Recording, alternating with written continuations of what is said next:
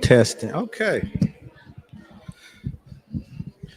Okay. Good afternoon. We're going to get started here. I hope everybody enjoyed their lunch and conversation and welcome. I want to say welcome to you. And the first thing that I want to say with that is, y'all, jail is real. Some of you going to find out how real it is today if you don't already know. Some of you might go back to jail today. You know who you are, so I'm not going to point that out. But welcome. We hope today, we really welcome you here for this simulation. We hope that today that we all kind of begin to understand a little bit more about some of the challenges that reentry people have in our society. We thought it would be great for you to understand and go through, and some of you who are sitting here in the middle along with those on the outer line with the tables, work at these different agencies that understand and seen a lot of things that we've seen, and some of you, like we do, you scratch your head and go, what can we do?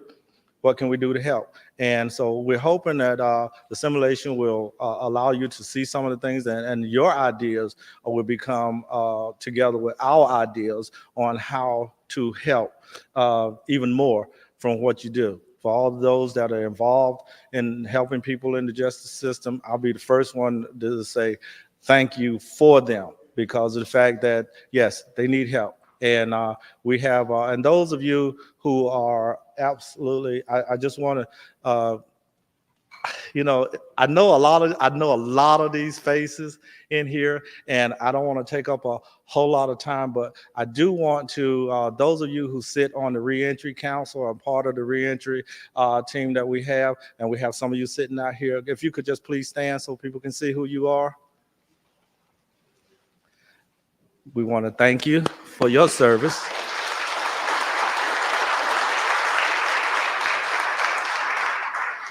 So that's kind of our guide and light out there, guys, on what we do. We're absolutely ecstatic to have the program here at the community college. For those of you who don't know about reentry, at this point in time, there are 2 community colleges that have the reentry program. That's Pitt Community College and Craven Community College. Programs are elsewhere, and I'm hearing chatter about other community college possibly getting this program. But I for one, absolutely feel that I would like to thank definitely Dr. Rouse for accepting the program here at Pitt Community College, and a lot of you feel the same way. So with that, I'm not going to stand here all day to talk, but I want to make sure that you guys feel you know this, you know Pitt Community College. All of you pretty much know Pitt Community College, and you know that you are welcome here at any time, at any programs that we have. I welcome you for any family members that you may know or have. I got 1 or 2 people in my family that's probably been incarcerated. Okay, maybe 3 or 4. Ooh. Okay, 5 or 6. Anyway, so please, we want you also to be a part. Most of you know me. If you're listening to me, you're deputized as a recruiter. I'm not going to have you say the oath today again, but you're deputized as a recruiter for Pitt Community College, and definitely this program for anybody that you know, family members, friends, wherever you, let them know that we're here and we're here to serve them, please. So as I will say it, as I said it before, when I've done a welcome, you're welcome once, you're welcome twice, you're welcome 3 times. Thank you. At this time, we'll have Dr. Johnny Smith come up, recognition of special guests. All right, thank you, Mr. Lee. And we are so delighted to have each and every one of you here at Pitt Community College, where we educate and empower people for success. I'd like to welcome you again on behalf of President Rouse, our president, who's in the room. I'm just so used to welcoming people on his behalf, and we are so delighted to have you here. And we are, I just can't wait to see how it's going to happen towards the end after all of these great learning experiences that we're going to have together. So again, welcome. One of the things I am here to do is to recognize all of our elected officials If you are an elected official, would you please stand and let us recognize you at this time? And the audience, would you please give them a round of applause as we are recognizing them?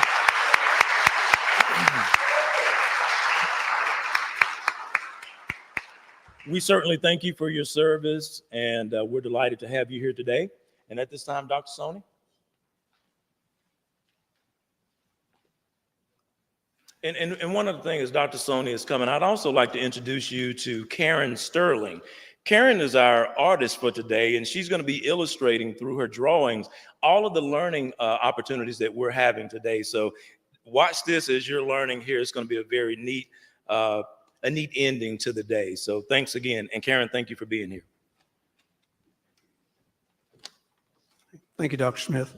Good afternoon. My job is to give a brief bio of our facilitator today. And it gives me a lot of pleasure to recognize Mr. Bruce Johnson. He's a native of Dayton, Ohio. Bruce Johnson currently serves as the Dean of Mathematics and Science at Central Piedmont Community College in Charlotte. His educational background includes graduate studies in mathematics education, applied mathematics, educational leadership, and higher education administration. In addition to serving in various leadership roles for multiple North Carolina community colleges, Bruce has led a number of statewide and national collaborative efforts related to positioning underrepresented minority students for ongoing academic, career, and life success. Bruce, as a former contributor, is a contributor to the Mecklenburg County Jails Visiting Professor Series. Mr. Johnson is very familiar with the experiences and challenges that formerly incarcerated men and women when attempting to navigate beyond their shadowed histories. As a result of his commitment to serving his community, Bruce Johnson was appointed by the mayor of Statesville to serve as chair of the Statesville Housing Authority's Board of Commissioners, where it helps to ensure the existence of quality low-income housing for residents of Iredell County and helps to promote efforts that lead to improved economic mobility for those citizens. Bruce is passionate about higher education as a leader, and he's a genuine advocate for mobility for those same citizens. Bruce is also an advocate for racial justice, and that has a proven track record of placing the needs of others before his own. With all of that said, I would like to introduce to you our facilitator for today, Mr. Bruce Johnson.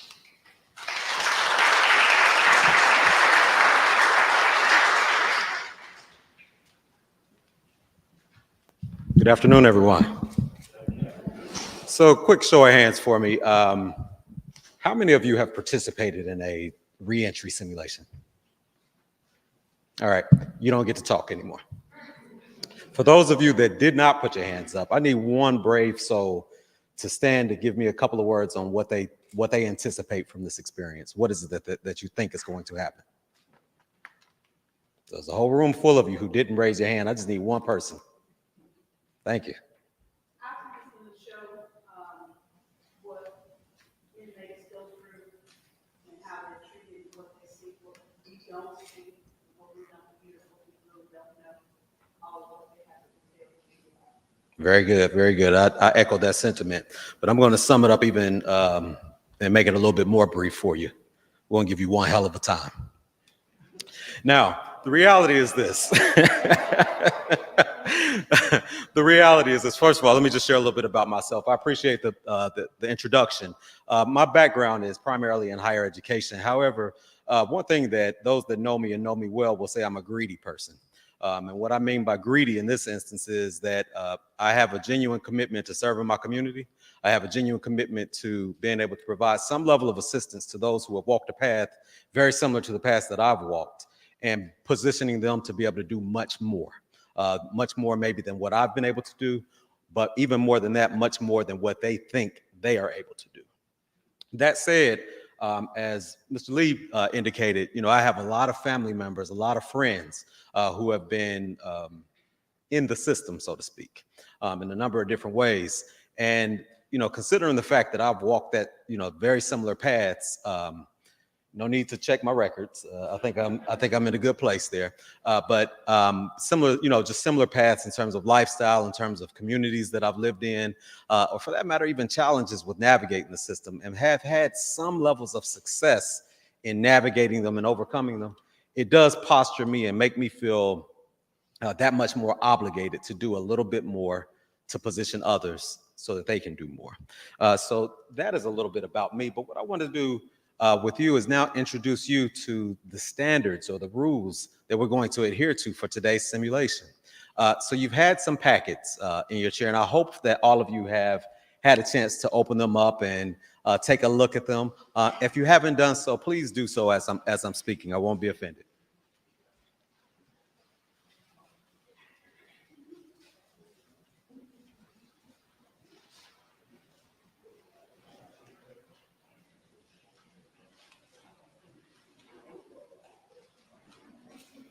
So today's activity, this reentry simulation, it's really intended to simulate 1 month in the life of someone who has just been released from prison and is trying to navigate his or her way through the system. Now, in that navigation, there's a lot of different standards that they have to adhere to. There's a lot of compliance with the requirements of supervised release. There's a lot of challenges in terms of resources that they have.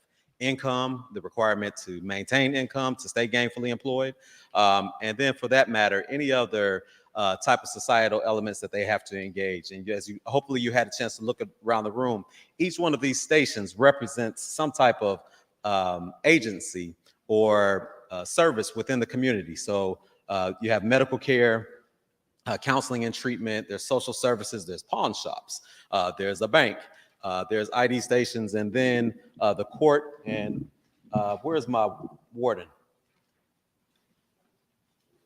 You have a jail. And he does not play, and so he kept the mask on so that he could remain anonymous just because of the treatment that he's going to give you if you end up in jail. Nonetheless, this simulation, again, 1 month in the life of a recently released person.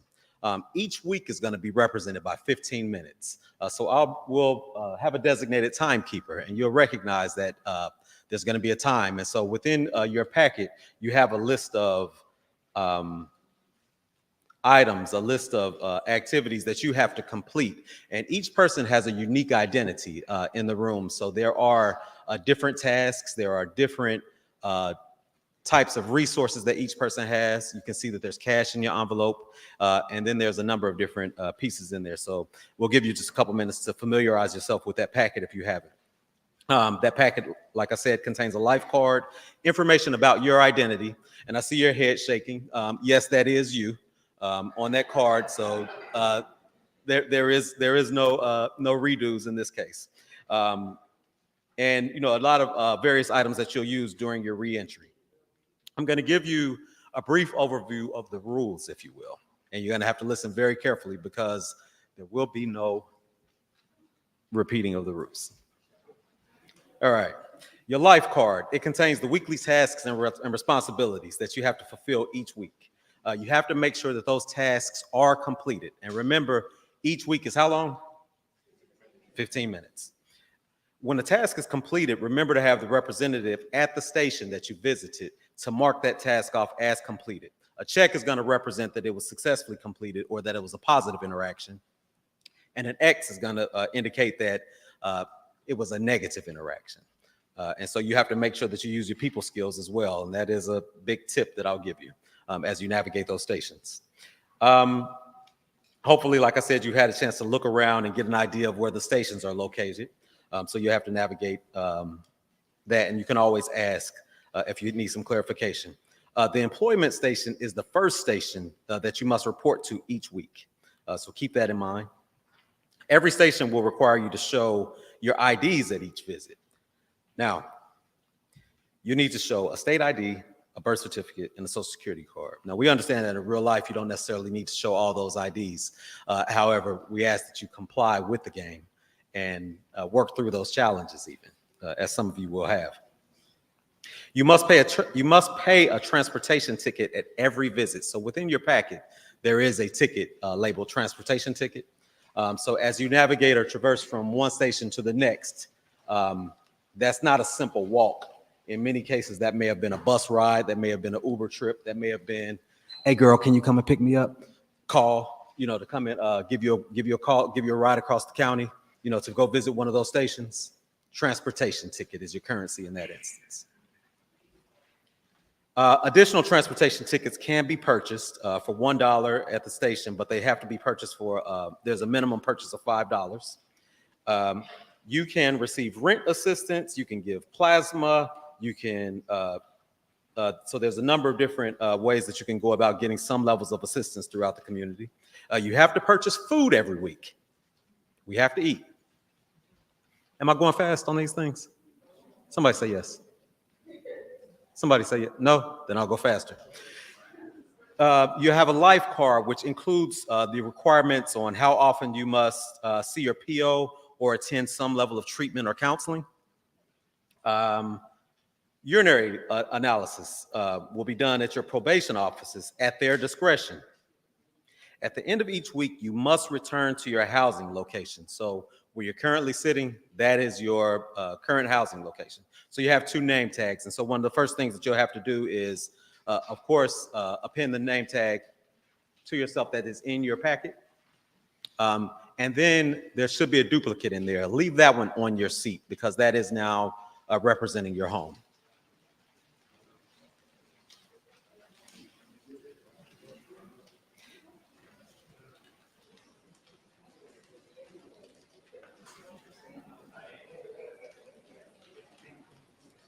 So lastly, I reiterate that the length of a week is 15 minutes.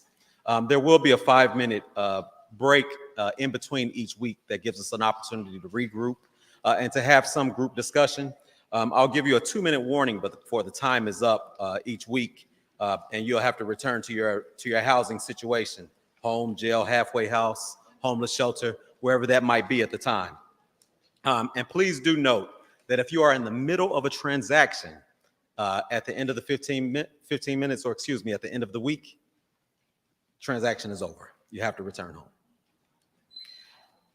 So, like I just indicated, go ahead and pull out your name tag out of your packet and put it on, and then leave the other one in the chair. And, oh, I should also make note of 2 other things real quick. You have a wild card in your packet. There's a slip of paper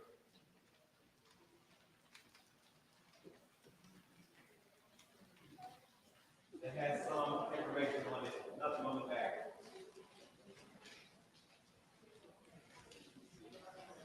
That slip of paper, you'll receive one of these every week. This is also a required task, restriction, or circumstance that you have to navigate in that week. So you have the one, you don't have one? We'll make sure that you have one. Make sure that you check in there. They should have been in the bag, but if not, we'll make sure you get one. You'll have one of these each week that you also have to navigate.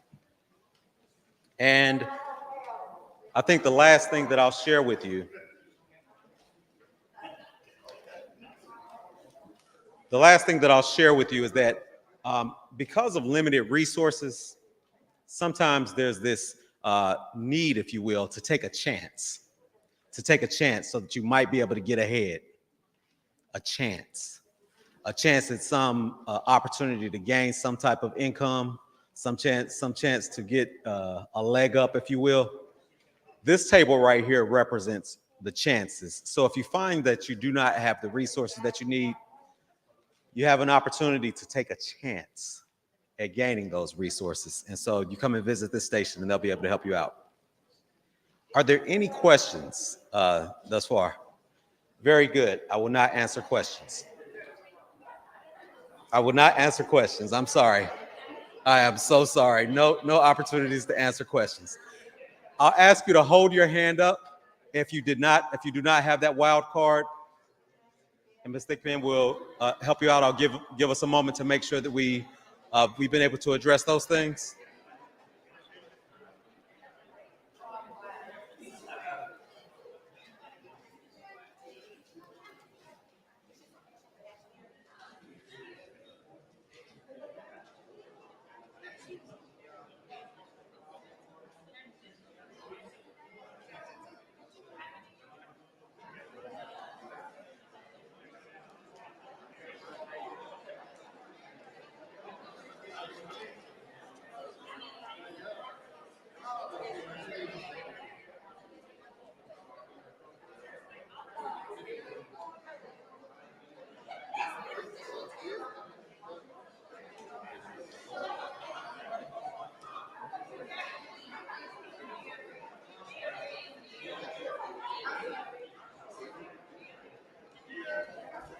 Ms. Thickpen, are we good? All right. Volunteers at the station, are we ready to roll? All right. On the count of three, your first week begins. 1, 2, 3. Go at it.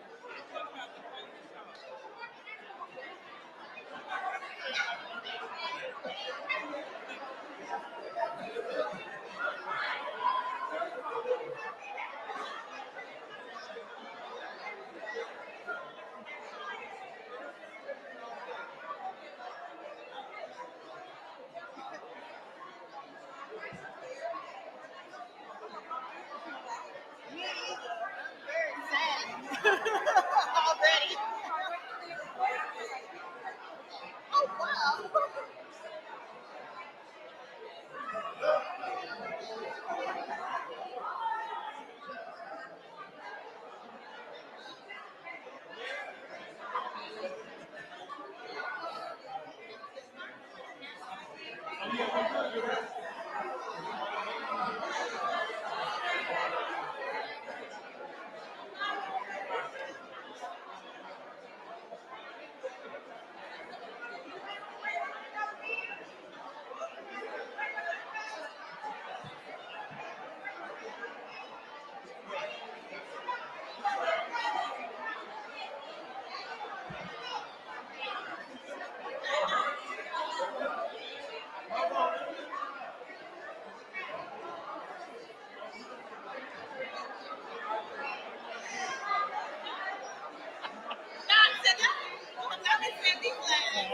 give you some of that. Oh, you do? Yeah, I don't even.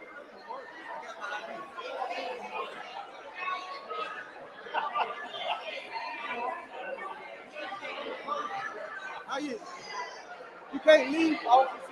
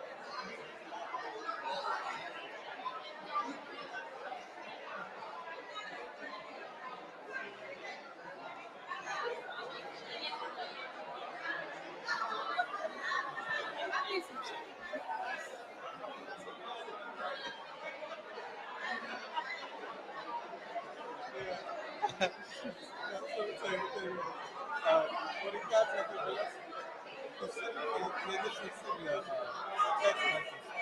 Whenever he sent out of the and so he said, haven't you facilitated when the people say this week? I have no idea what you're talking about, right? And so then he called me. I said, I have no idea. I repeated whatever the thing was. So he cracked up about that. So, right. Right. The full transparency is I have really defeated. So for the several comments,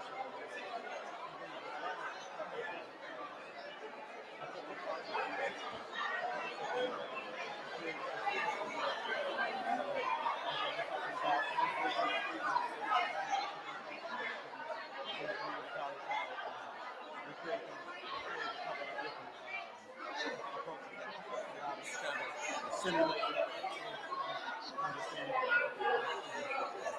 This is skills right now. You'll be good. 2 minutes remaining. 2 minutes remaining.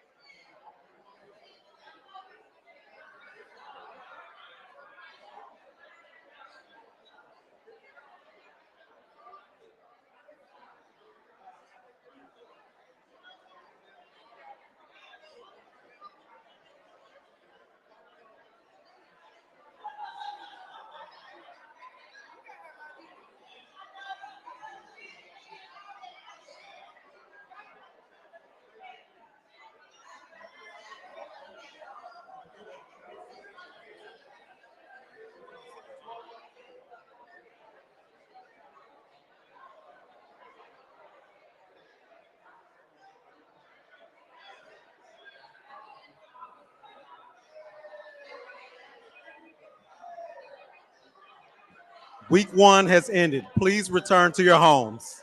Please return to your homes. Workstations, services are over. Ma'am, you cannot volunteer to enter jail. I'm sorry, you cannot volunteer to enter the jail. The week is over, sir.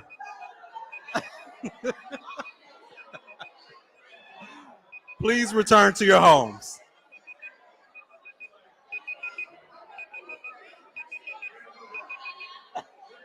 It's real dirty.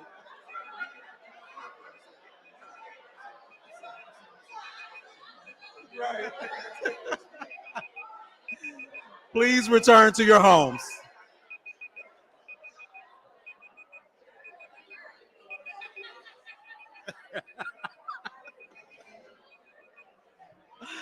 I love it. I love it. All right, if I could have everyone's attention, please. All right, quick show of hands. Who still doesn't have all 3 of their IDs? Oh my goodness. Oh my goodness. Well, let me share just a little bit of tidbit on a little bit of light on that one. The reason why that piece is emphasized as heavily as it is because upon release of the inmates anyway, they're prompted to or given some guidance on understanding the importance that it is to have their identification so that they can, when they get into the free world, that they can better navigate. So the only thing I can say for you all is get that ID. Next question. Who all ate? Did everybody eat? Oh, let me ask a different question. No. Remember, you're in this simulated world, so I'm not talking about down the hallway. Let me ask it in a different way. Who all did not eat? All right. Let me ask a very different question. Who's frustrated? Let me get a microphone. A mic.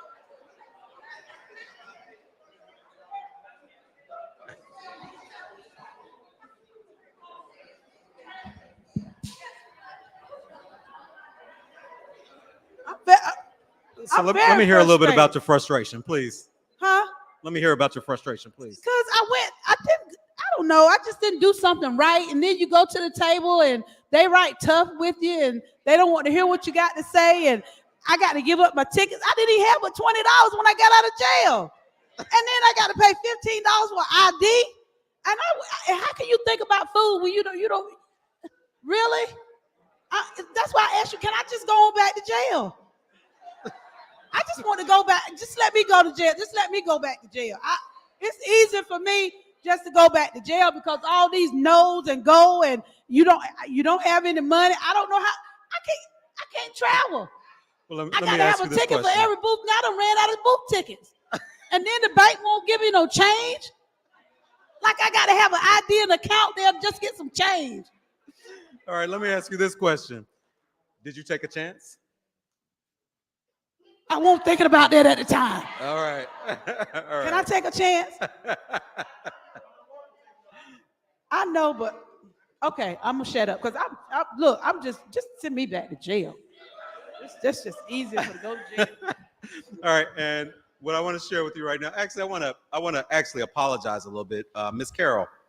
I asked you I threw out to the audience, were there any questions, and I didn't allow you to ask a question. So of course I was being a little facetious, but that was rude of me.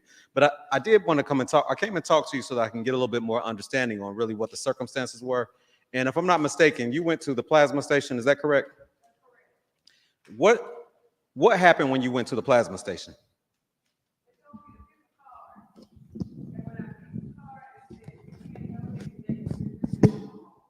Wait a minute, one more time, please. When I went to the plasma station, Yes. they said pick a card. So I picked the card that was face down.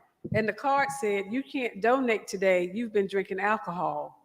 So I didn't have any money. That was my last ticket. And I was trying to get the money because I had pawned my DVD and paid the court the $50 they said because I was late. So then I was trying to get some blood so I could pay for my treatment. That was $15. And then I couldn't donate. So she said, the only thing you can do is go home. So I came on back and sat down. Thank you. Well, I have to tell you, I feel really sorry for you for that one. However, I do feel justified now for not letting you speak because you were drunk. All right, so I'm going to give you about 2 minutes to regroup, review your tasks, and get your strategy together. And at the start on the count, we're going to begin week 2. No, you have to stay home. You have to stay home.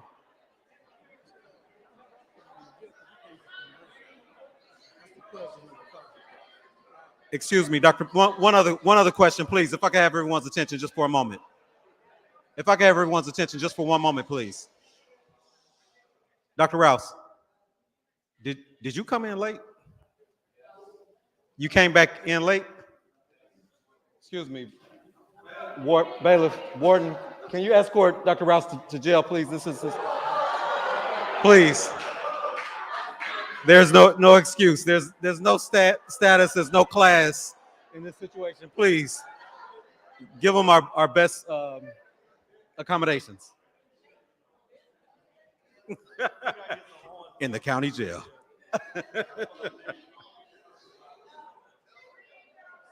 Okay, everyone, we're ready to begin week 2. On the count of 3, 2, 1, begin.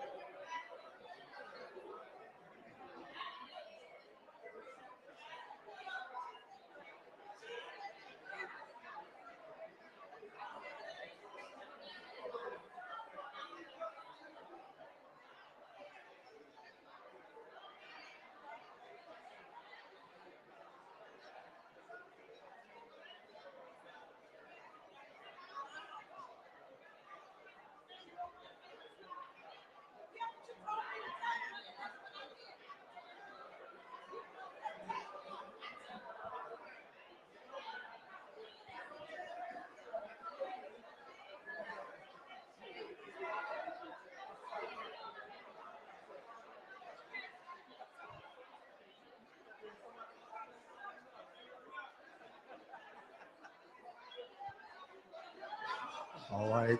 It is absolutely happening in here right now, ladies and gentlemen. I see people that are frustrated, people that are basically saying, just send me back to jail. I mean, this has become real in here. So if you can see behind me, this, to me, as close as you can get to, the frustration and the paperwork process that's going on, being sent here and there to get documents, verifying information, dealing with money, having to complete the task that you have to complete, or else you're threatened with violation. Ladies and gentlemen, this is, to me, again, I'll say as close as you can get. So if you're watching on Facebook, and those of you who have experience with this, these are our leaders, our dignitaries, the ones who write the policies and procedures, and there's only a few here today that have actually gone through a reentry simulation. So a lot of them, it is their first time. And I've watched, and a lot of the clerks, a lot of the customer service, a lot of the representatives are showing their frustration. When people ask for change, they're being forced to say, we don't have change. You have to leave and come back. And people are just frustrated because they have to get out of line. What a scenario. What a skit, what a play that's been put together to simulate reentry and people trying to put their lives back together. I'm awestruck. I've worked in the system myself. I understand that I've shared frustrations. I worked in the detention center, the jail for 5 years, maximum security, worked in a homeless shelter, volunteered as a guardian ad litem for 6 years, 12 years as a private investigator.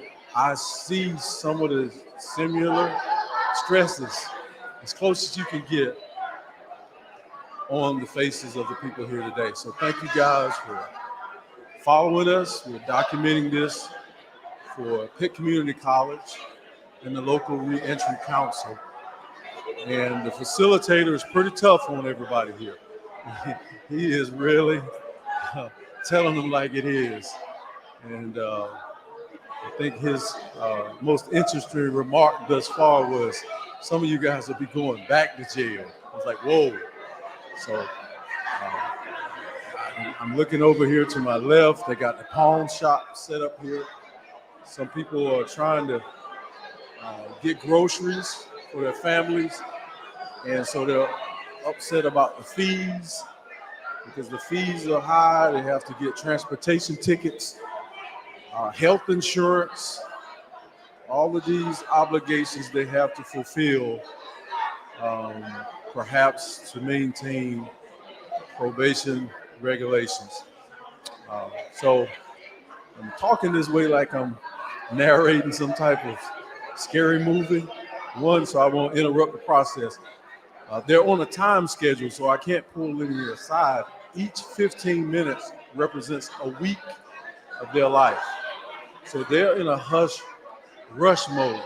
Rush and hurry.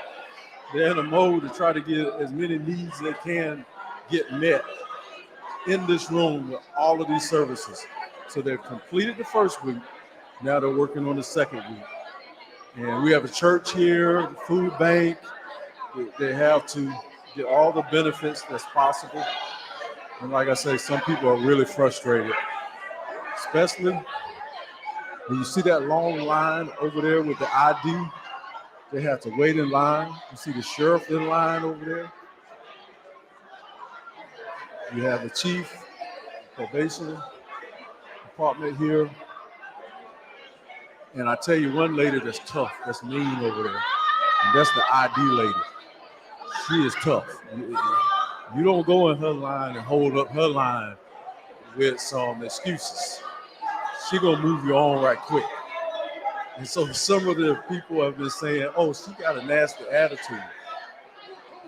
Maybe she had a bad night that night. And all I know is this is the most interesting mock drill I've ever been in. And I've been in a lot of trainings, within law enforcement trainings where you simulate fighting and you simulate arguments. But this is a little bit more than the simulation here. Because some people are really worried and frustrated, just like some of us have been. So I'm gonna turn the mic over or turn it back over, but I just wanted to give you a quick update as to what we were doing. Thank you for watching. Like and share. Send this on. It'll be floating around online, I believe, for some time. So, but we just want you to know that the state of North Carolina, Pitt Community College, the local reentry program, is concerned about the people who provide the service understanding as much as they can about what they are putting us through. So I just wanted to check in. I'll check back in a little later with some live interviews of how, and testimonies, if you will, from the participants and some of the workers here today. So keep your eye on us. I'm on stage right.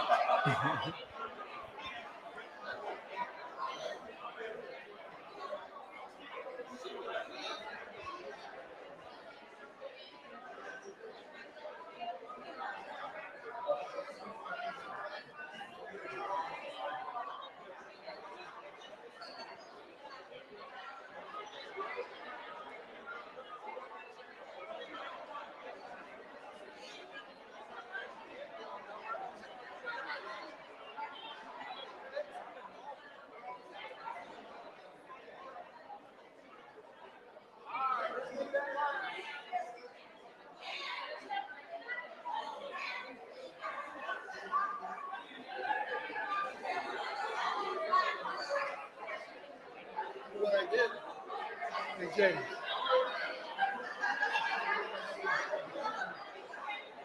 selling me a discount.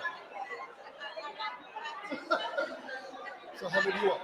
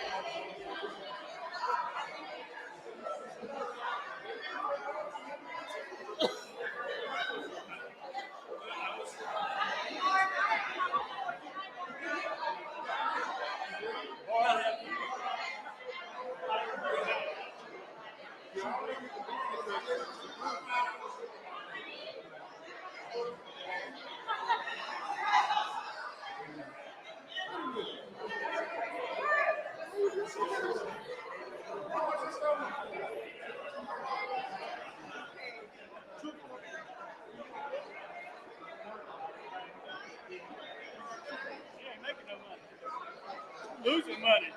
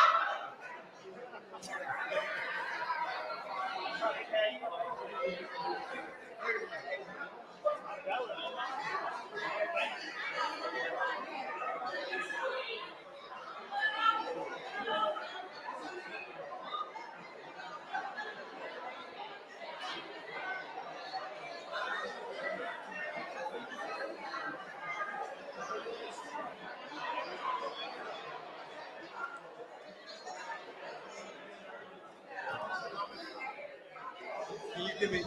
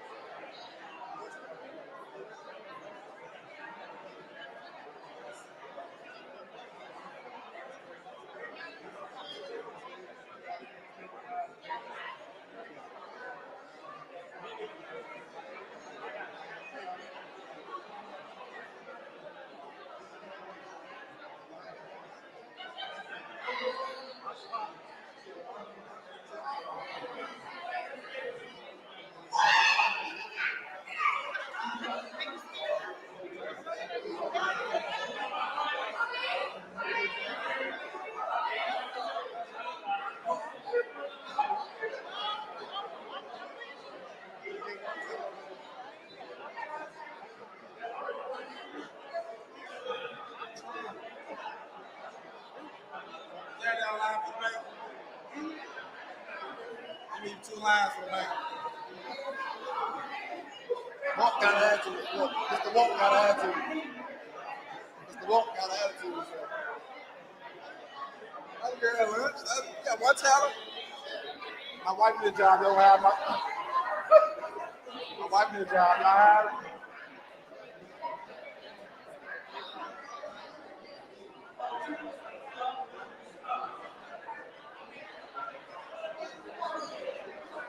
They should have put how many.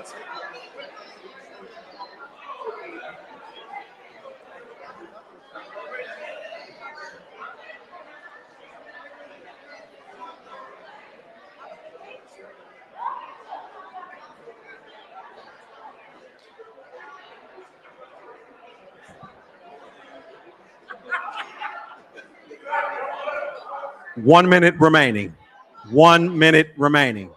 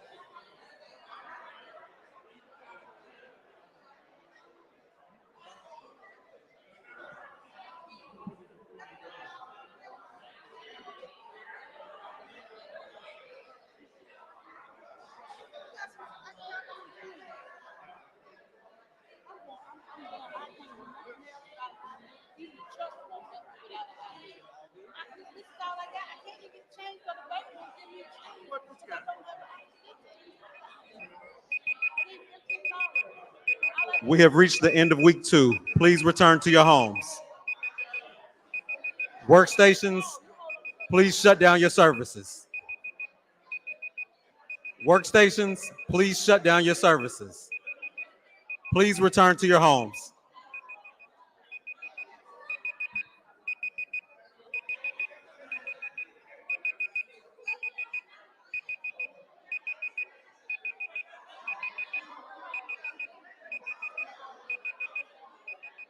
Please return to your homes.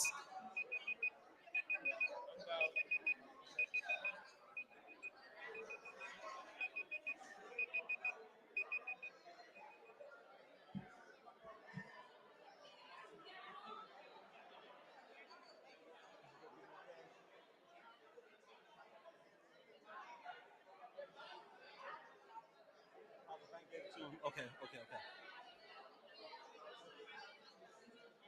All right, everyone, we've reached the end of week 2 of our simulation. Quick question again. How many of you still need IDs?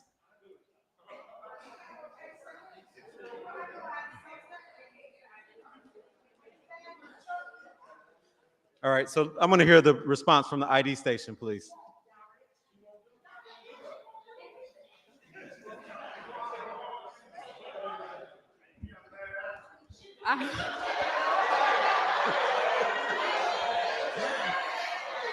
So my experience thus far is that people do not follow instructions. Mm-hmm. I have told them several times that they have to have exact change. Mm-hmm. I had a young man come up here and try to strong arm me. I called for the police, no one responded. I had a young man come up here with his friend to get his paperwork done, and then she found out she also needed her stuff done, but she was too busy worrying about him, so she didn't get her stuff done. All right. I had a gentleman come up here and remind me of how cute I was, and he thought that was going to move him along. But he got that ID. He did have his stuff in line. However, we have run into a slight problem. I only have one application left for ID cards because our system is down. You know how that happens. So the only thing I can give out now is the birth certificate and the social security card. All right. All right. Thank you very much. And I want you all to know that she is the employee of the year. So give it up for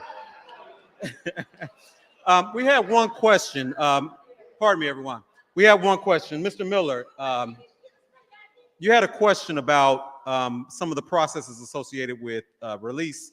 Can we possibly, someone over there who could possibly hand him a microphone?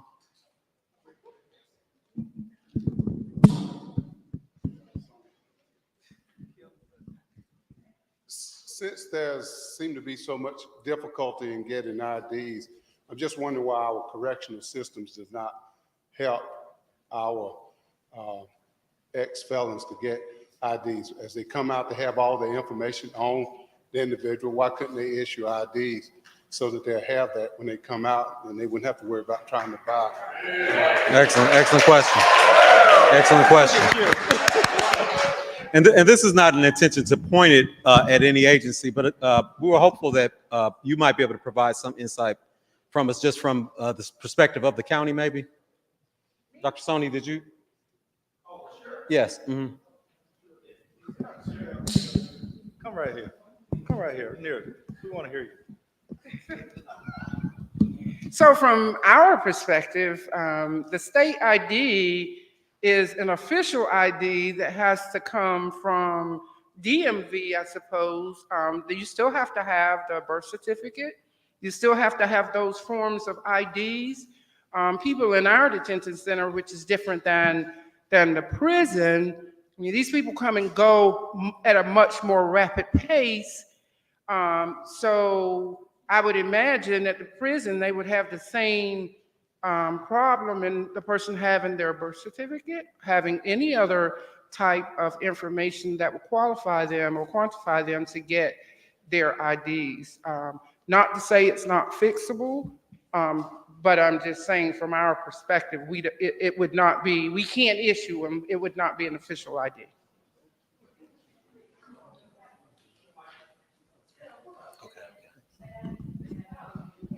Thank you very much. And so and again, thank you for that response. That was not to put the county on blast or anything like that, but just wanted to add some perspective to it. Thank you very much. Prison system. Please. Hey, the prison system, they do actually have an initiative going on where the DMV mobile units will come out to the institutions and help individuals prior to release obtain their DMV IDs. So that is an initiative that NCDPS is currently involved in. All right. All right. We have another question here. No, okay. Okay. So one last question that I have for you all. Did anyone commit a crime this week?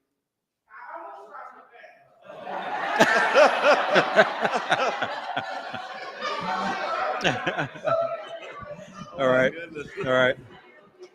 Now I will share with you from a just an inside perspective anyway on navigating these type of simulations. The more people, the better. Now, what I mean by that is when we have a packed room, those lines end up being that much longer, and it ends up being maybe a little bit more reflective of the experiences that some of them face in the outer world. And that said, Mr. Hoggart here would have had a packed jail by now as well, because what we also find is that a little over 2/3 of the recently released end up going back into the system, being incarcerated, that is, within 3 years of their release. And that's an alarming and challenging statistic. Okay, we're about to go into week 3. Let's get it together. 3, 2, 1, go.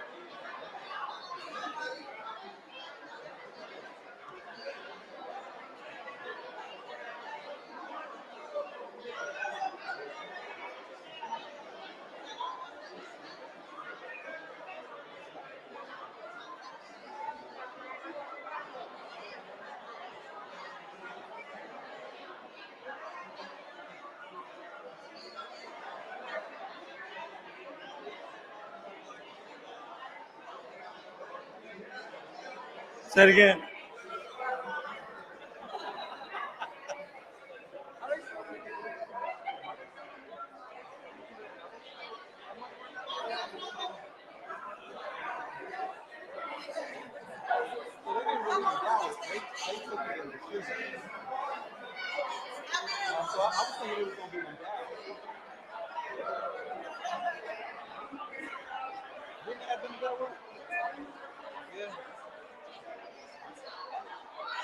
So, Doc.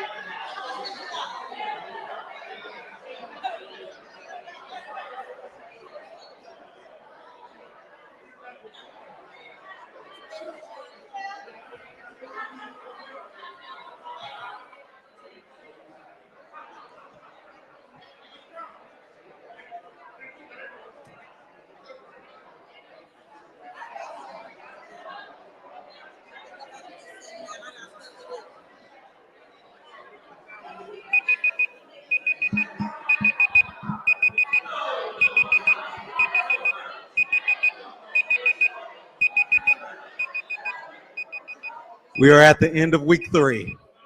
Please return to your homes. Workstations, shut it down. Shut it down. No more transactions. Please return to your homes.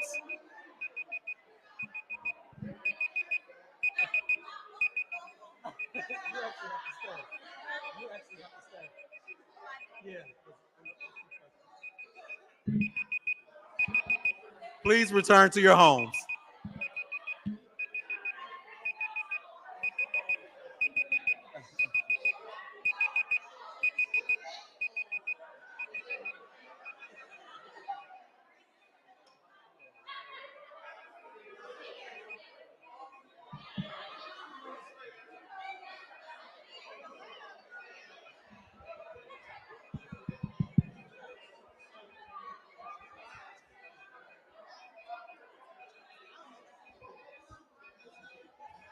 Okay, everyone. Okay.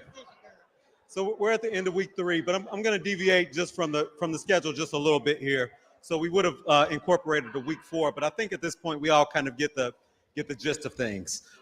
We have a number of different challenges. Frustrations emerge. There's limited resources, and then even flaws in our systems that make it that much more challenging for these persons to be able to navigate our system in one way or another. So I think that we can agree that there is probably a need to have some level of focused attention that might better position these folks, and not even just necessarily the recently released, but any participants of society, to be able to navigate our systems a little bit more. Do we stand in agreement there? All right. Before we go on, I have a few questions that I want to ask, but I think we had a couple of, so first of all, my warden is gone, so I think we weren't paying him enough or something, so he quit. But the jail was left unattended. We had more folks in jail, and I don't know how they got out, but I want to talk to our inmates right now, and I just want to hear from them. Simple question: why are you in jail? Why are you in jail? Being free is too difficult. I just kept getting one door after another slammed in my face. I couldn't get an ID because I didn't have exact change. I go to the store to make a purchase. I needed an ID to make a purchase at the store. I went to social services for assistance to try to help get the ID. They would not assist me because I did not have an ID. All right. I went and tried to get help from counseling because at this point I need a therapist. She also would not see me because I did not have an ID. So then my friend right here let me take a chance, and here I am. All right, thank you. How about you? I would say I was in jail because I got greedy. I was very frustrated on week 1 and 2 because I didn't have an opportunity to get my ID, birth certificate, or social security card. I finally was able to get all 3 of those verifications, and then I decided I was going to take a chance. Well, taking a chance landed me in jail. And I should not have took a chance because I got what I needed, but I still got greedy and I wanted more.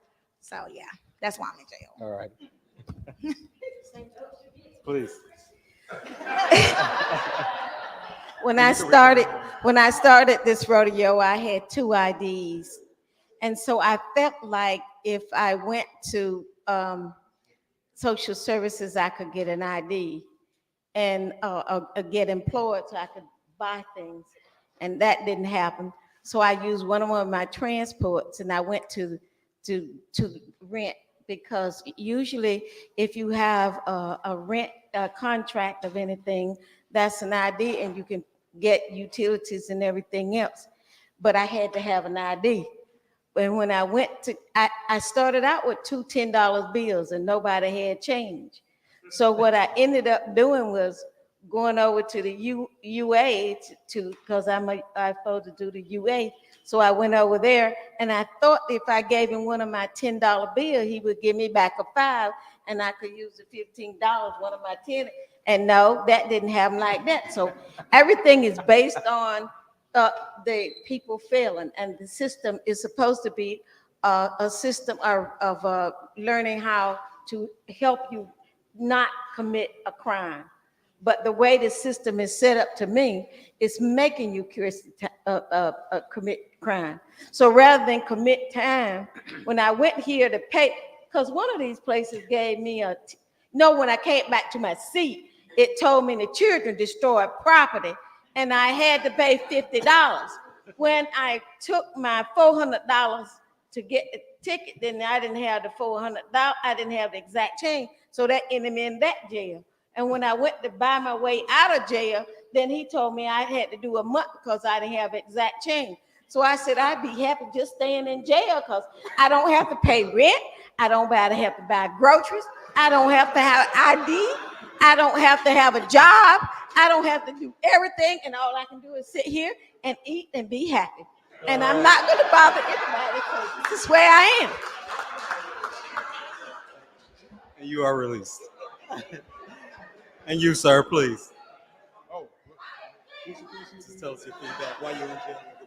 Oh, I'm in jail because essentially all 14 of these organizations, apparently neither of them have change for $50.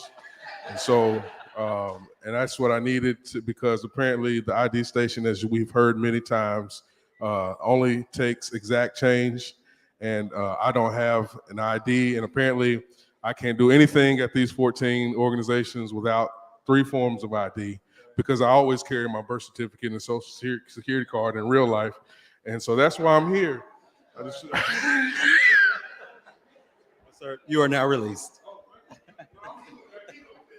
You got any more weeks to go? No, this is it. This is it.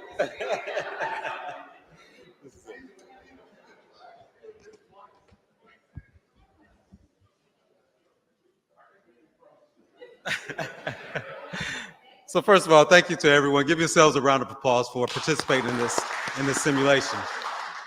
Of course, the circumstances that we've created are very much simulations, and they are fictional, in this sense, and we've exaggerated them in a number of different ways so that we can actually create some challenges. But they do indeed, some of the frustrations that were shared, if you put a realistic lens on that is really reflective of a lot of the experiences that folks do face when they're in these type of situations themselves. Before we go any further, I want to get some more feedback from the audience as well, from the participants, but I also wanted to give some kudos to the volunteers around the room. If you could give them some props as well for their participation. And I have one question for a volunteer, and it's really as simple as this. What was the main rule that I gave you when we were being briefed for this role? To make it difficult. To make it difficult. And I'm glad you said, because I want you all to know, I am not like that at all. I'm really a nice person. Anyway, so it took a lot for me to do that. It really did. I was.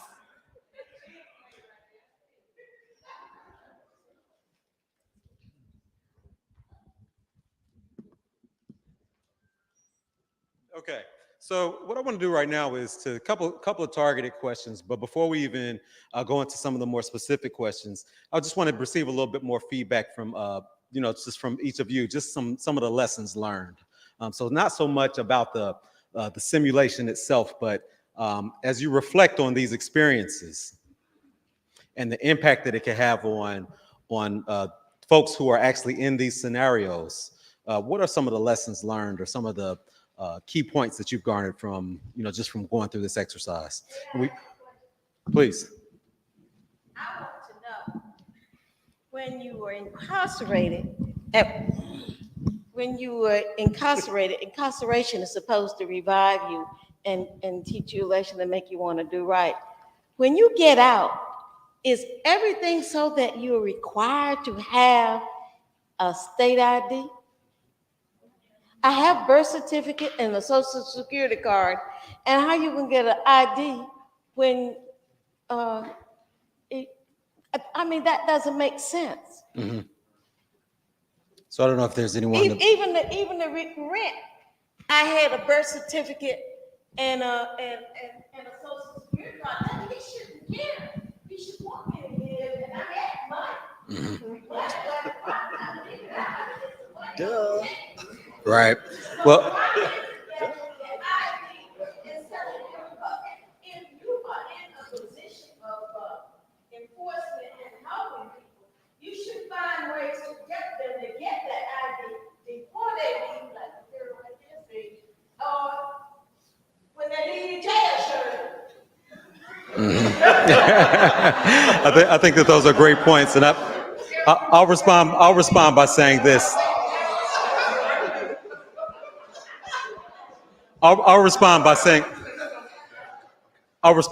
this. The ID scenario, anyway. Of course, we've amplified it, but part of the real lesson, that we're intended to instill behind that is that there are standards that are unfamiliar, and then in a lot of cases are seemingly stringent, and in actuality, in some cases, may be overly stringent. And so they do create these type of challenges and barriers for folks attempting to navigate the system. But those are excellent points that you share. Well, I just wanted to say that I found it just difficult all the way around. You don't know where to go. You don't know where the resources are.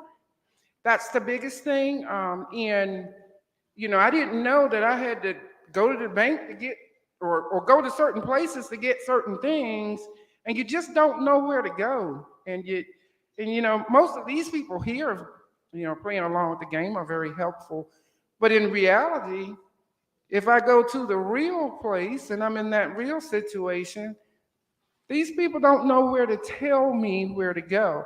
So I always thought it would be a great thing, and I guess ReEntry is that thing, where there's a hub where you go to one place, and that one place tells you where you need to go for each resource. Because the resources that I go to, if it hadn't been for these people paying along, wouldn't know where to tell me to go. But I just find it amazing to know or not know where to go in the community. So that's the one thing that I get out of this is that. Please. I work for Dr. Sony in ReEntry, and I have been formerly incarcerated. And when you get out of prison, they give you a paper ID and tell you to take that and get your forms of identification. You have to take that to the Social Security office to get a Social Security card.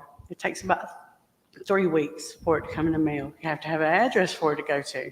You have to take that Social Security card, then you have to get a birth certificate. If you don't have an ID, you can get a relative to go with you to the public place to get a birth certificate, but it's going to cost you $10 or $15. They did then. You have to take those forms, then you have to go to the DMV with your birth certificate and your Social Security card and your prison ID to get the ID. And then you have to wait for that to come into the mail. And while you're waiting for all this, some places will take that paper ID, but some places will not. So it's time consuming, and the prison doesn't tell you what to do, but when you get out, when you go to social services, if you have a certain class of felony, you have to wait 6 months to get food stamps or any kind of assistance. So basically, you have to want to survive and get ahead and not recertification. Thank you. Thank you very much. I have lived this scenario. Please. I want to say it was hard. I had good intentions when I got out.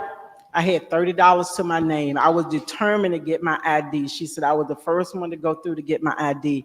But then it went downhill from there. I wanted to pay my child support. Everywhere I went to the career center, and that was just a waste of my time.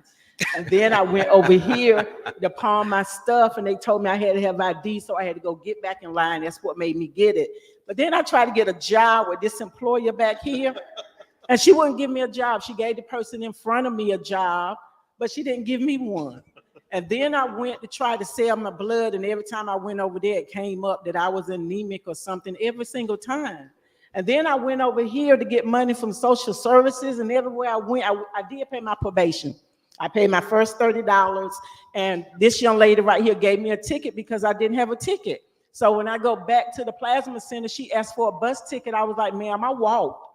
I couldn't afford a bus ticket. And she still wouldn't help me because I didn't have a bus ticket. Right. So it was really frustrating, but it was an eye-opening learning experience. And I hope that I can participate in this again because it was worth it.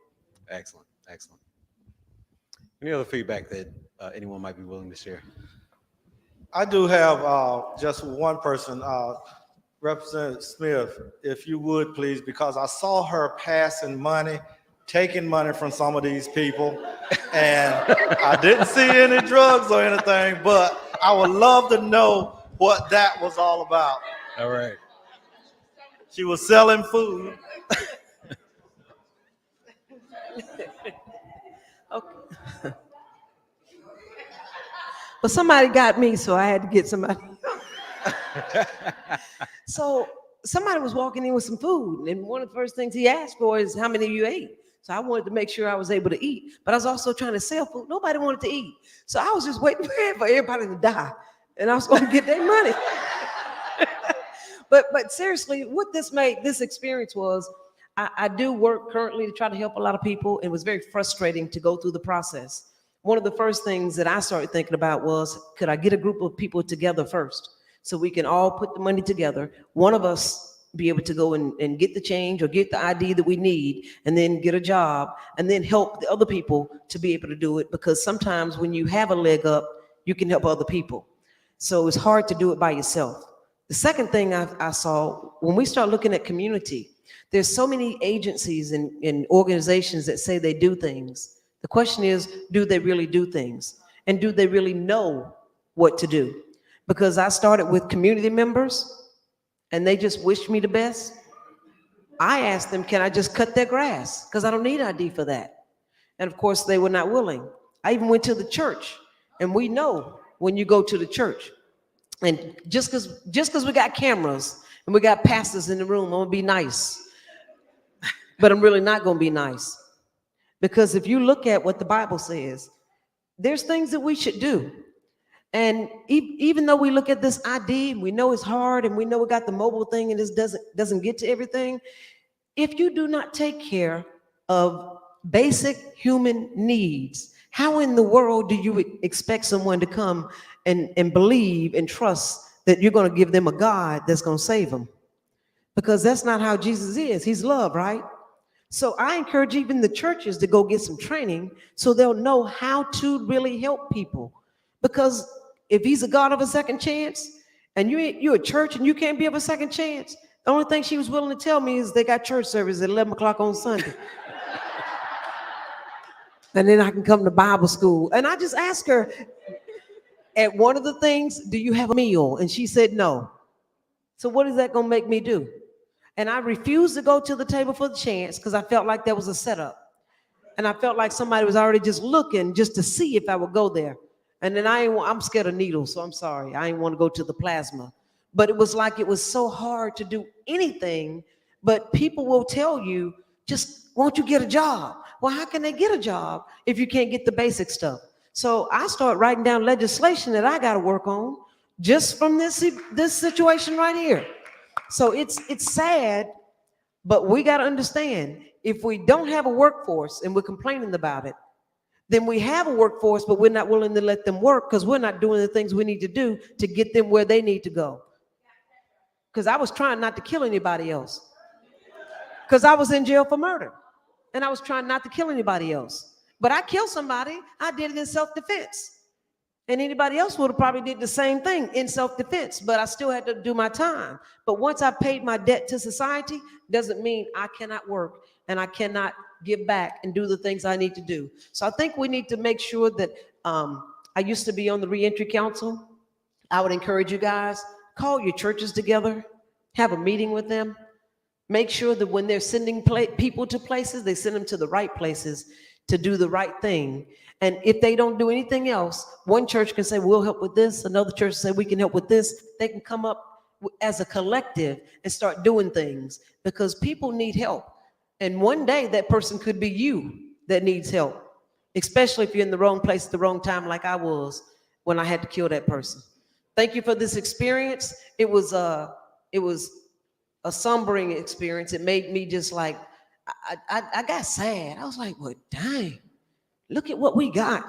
And that's a lot of people in our community. And a lot of us in this room could be in the same situation.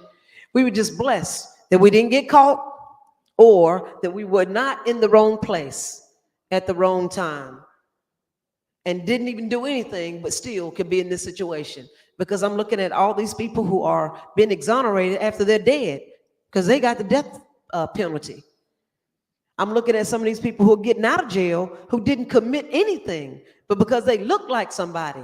So anybody in this room could have been in that situation. So I think all of us need to make sure we're working collectively together to help make some changes. Not everybody's going to want to accept it. You can take a horse to water, but you can't make them drink. But those who are trying to drink, help them out. That's all I'm saying. Thank you. Excellent. Thank you. Thank you. Mr. Lee, I think we have one more comment. Okay, I'm all straight now together. But to be on a serious note, this is kind of dear to me because I don't mind sharing. My brother went through, at the time it was called Strive, and Miss Joyce Jones was in charge. And my brother did something silly, served quite a bit of time. So I talked with Miss Joyce, and she told me exactly what I needed to do because I had to really work on his mindset while he was incarcerated. And he just did not want to hear about anything. He didn't want to talk about anything. I mean, he just didn't care at the time. And so I kept working on him, and I told him about Strive and told him about the program and what they had to offer. I said, but you really have to be serious about this program. I said, because Miss Jones already said, you know, and I mean, I understood where she was coming from, and you don't want to waste anybody's time if they're really trying to help you. So I really told him to think about it. I said, you really need to. But I was there as a family member, knowing that, first of all, he had a family member that was there for him, knowing that when he got out, because I was there today to pick him up, the next day I had him at Strive.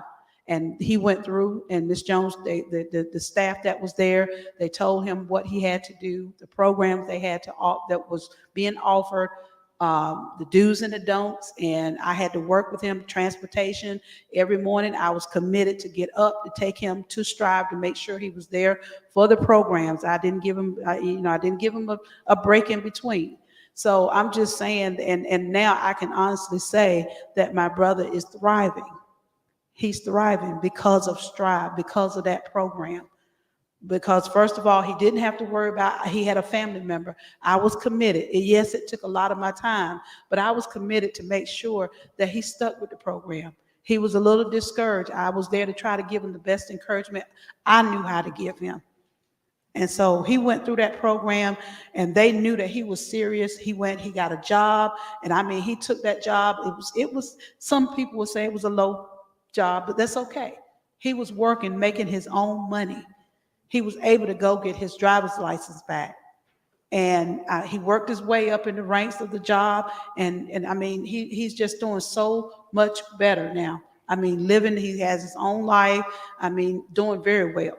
So this program, I'm just telling everybody, family members, if you do have family members, be their support person, because that's number one. Even if they're not family, if they're a friend, if you know of anybody, but the program works, and I am committed to advocate for reentry. I will do everything I can to keep this program going because it's needed. I see now that I felt like I was on the street, even walking with some of them in here. I'm trying to ask for help, but they were trying to figure out how to get more money.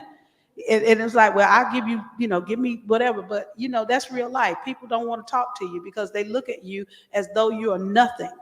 And those are the people, because we're talking about workforce development, those are the people that we can bring back and give them a chance, a second chance, to be that person to go in and fill these companies and these businesses and come to Pitt Community College to get the training that they need so that they can get back in the workforce. But we look down on them. They are human beings. Everybody needs a second chance. I don't care what we do. We need a second chance. And this program is where it starts. Thank you. Thank you very much. Thank you very much.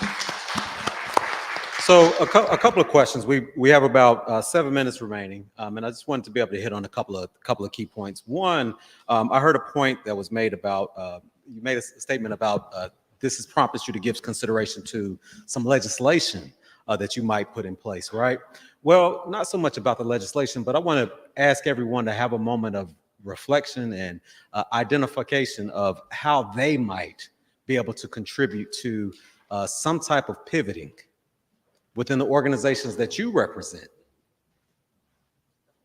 that could possibly lead to some level of increased access or for folks in these type of situations to better navigate their circumstances. I don't know, is there one that might come forward with that? Just a thought on how your organization, or for that matter, the role that you play within your organization, one incremental change that you might be able to make or to influence within your organization that could possibly have a positive impact on these type of scenarios that we have discussed today.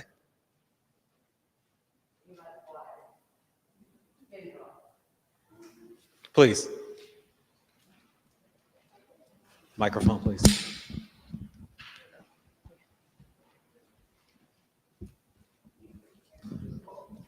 I work as the education chair for the NAACP and one of Wilson County. And so one of the things that we did was to write a grant to work with mass incarceration, to look at ways to support on the front end how to deter those from getting into the system, first of all. And then working with the law enforcement offices in our county and in Nash County to look at cite and release policies to see if they are being enforced so that people are not going to jail and then can't pay the bail, lose their jobs. It's a cycle of poverty that is because of that. So we looked at cite and release laws. The other thing that we are doing is working right now with law enforcement on what do you do when you have people that come in that have mental health issues? What do you do when you go to a scene of a crime and the person has a mental health issue and you may not know it? What are the signs and symptoms? Working with the school district, for example, on trauma and resilience and the impact that incarceration has on students and on children and families. So we work with, right now we're trying to get there, and I thank you for the faith-based comment, because we recently met with 40 faith-based members in our community to say to them, here are some things that you can do to, first of all, deter the crime. And then secondly, what do you do to help on the back end when the person is returning? So I'd like to thank Miss Anita Lynch, who is here, Miss Felicia Thorne, who is here. They work with the Wilson ReEntry program. We've been allowed to sit in their meetings and to talk with the parents, talk with people who are returning, learn about ReEntry and what all that actually entails. So we are now in the month of July providing a parent program through the Juvenile Crime Prevention Council of Wilson. The person is called Parenting Wisely, and those who are re-entering, they work with them on how to actually re-assimilate into their homes after they've been gone a long time, and then working with them also with their children. How do I now become a parent to my child if I've been gone 10 years and the child is angry and all of these issues? So they're going to work with the parents and the children on re-assimilation. So those are just some of the things that possibly could be done, but our faith-based community has been one of the hardest communities for us to reach out to. Our law enforcement has been wonderful. Our food banks, whatever, OIC, all of them have been wonderful. But faith-based, we have about 3 main players in our community that are helping us push faith-based organizations along to support re-entry or to support deterring youth and adults from getting into crime situations, especially in our high poverty neighborhoods. So I thank you for that compliment, because it's really real. I don't know what it is about our churches that feel like, you know, I don't know what it is, but we're working on that. Excellent. Thank you very much.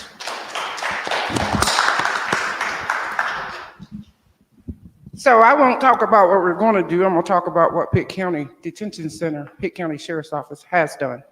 When I ran for sheriff back in 2018, a part of my platform was reaching out and looking at how we could do some things in the community to help those who find themselves incarcerated in our detention center. And the first thing that we did was started some programs, and I hired Jason Jackson, who is my programs director at the detention center.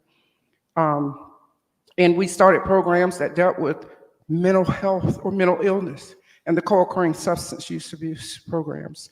The programs that we have in our detention center is the most comprehensive programs in the state as it relates to dealing with those issues. We've been recognized on the state level, and we've been recognized nationally for those programs. At some point, we added on Kiera, who is a licensed clinical social worker, who helps to counsel and engage with our inmates on various issues. We had a jail navigator position that is held by Sheena. Sheena used to be a detention officer there, went back to school and got her degree and came back to me at the detention center. And she helps to navigate or help them to navigate as they transition out. They are always looking for the resources that's in our community. I had a girl that worked with me who was a grant writer who's from the state of West Virginia. And she said, Pitt County has more resources in the county than the entire state of West Virginia. So the resources are here. The problem is finding them. Everybody wants to hold on tight to their resources. Don't want anybody else to find out what they're getting or where they got it from. We also partnered with Pitt Community College, thanks to Dr. Rouse and Dr. Smith. They come into the detention center and provide or assess those who don't have GEDs to where they're at, getting them prepared for those GEDs. They also help us and partner with us with ReEntry. So it's not about, I understand. I understood coming in. I understood the assignment. And so right now, that's what we're trying to do on our end to help people as they transition. Remember, we are a detention center. We're not a prison. More likely than not, these people leaving our detention center will be going back into society. They'll be reentering, more likely than not. They don't all go off to prison. I certainly have an expectation as it relates to keeping crime down, that we rehabilitate people and we give them the tools that they need to be successful. It's a win-win. They don't go back out and commit crime. It makes our crime levels go down. It makes me the greatest sheriff ever.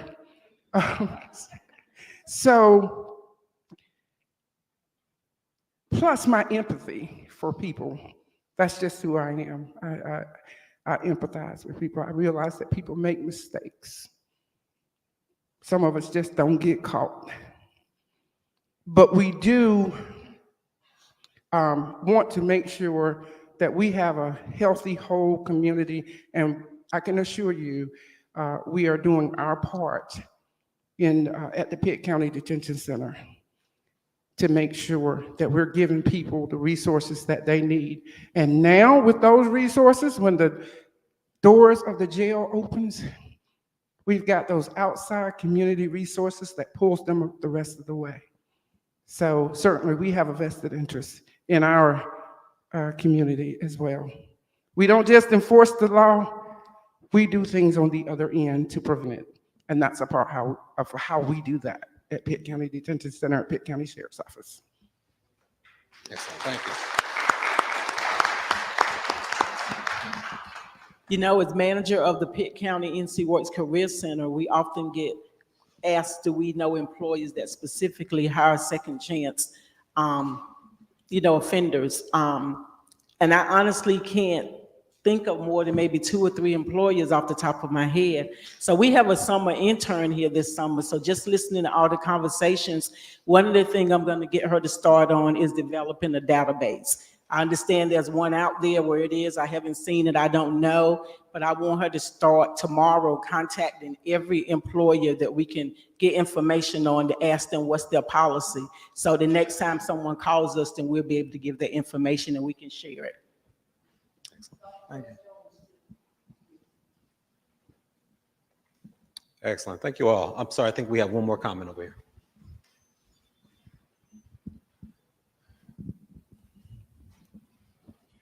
Thank you. This has been quite an experience for me as a Pitt County Commissioner. I am, out of 9, the only commissioner who does constituency services. I represent everything north of the Tar River, and we're the poorest district in the county, even though we have lots of resources in Pitt County. I represent the poorest. If Pitt County is a tier 2, my district is a tier 0, and that's what I say to county officials. We do have a county official in here, but as a constituency service person, what I do is assist people who come into my office regardless of where they may reside, to help them with governmental entities. Yes, we do have a lot, but they have to first be respectful. They have to be honest with their issue, and then they have to treat people with respect. That's very important. And your issue shouldn't be running over into anger all the time. And I do whatever I can to help them. And some years ago, I became a commissioner in 2014. In 2017, I had a visit in Greensboro. They have a center called the Life Center. And I took it to the county manager that the Life Center was really worth having. At that center, you get a lot of sources that you have all around these outer walls, and one-stop shop is what it is for situations. I like to see that in Pitt County. And I mentioned it, and then another commissioner came up and she's pushed it as a chair. But when one doesn't hear it, maybe when the proper sources doesn't hear one commissioner, then maybe they will hear another one. So I haven't given up, but I'll do whatever I can to make Pitt County truly the best in the East and worthy of our citizen tax dollars. I just wanted you to know I do whatever I can for anybody I can. Thank you. Excellent, thank you very much. Mr. Lee, Dr. Soni, and even Dr. Smith, I want to pose a question to each of you, and maybe one or more of you can respond to this. There's been a lot of comments that speak to the value of how workforce development, or for that matter, even education, can help to propel these type of efforts. I don't know, do you have any tidbits or any type of insight or details of programs or offerings that the college, that Pitt Community College currently offers that you might like to share? Well, as I stated before, I was totally excited about getting the program here, but before we got the program, we were working with ex-offenders as they came to campus on a lot of programs, and those programs we still have. We want to, and we do a lot of, we put out a lot of information on those programs. For instance, there's funding actually that I've been getting for the last, or that we've been getting here for the last, this will be the 5th year coming up. Started out, the city is giving us funds, say, for short-term training. And there's no stipulation on who we can provide that to. So it gave us an opportunity. If you're willing to train, you know, we actually have the funding for you to train on short-term training. We have human resource development classes that we want to get people in to teach you how to dress, how to write a resume, teach you how to talk, you know, teach you how to keep a job. Those classes exist. We just need the people to understand that those classes exist and that they can come here. Everyone knows that we have what we call the GED program, or, you know, that they can come and get. And not only that, but those that are ready. When I say ready, those that come out, that everybody come out of, you know, that's been in the system and they come out, doesn't mean that they don't have their high school diploma.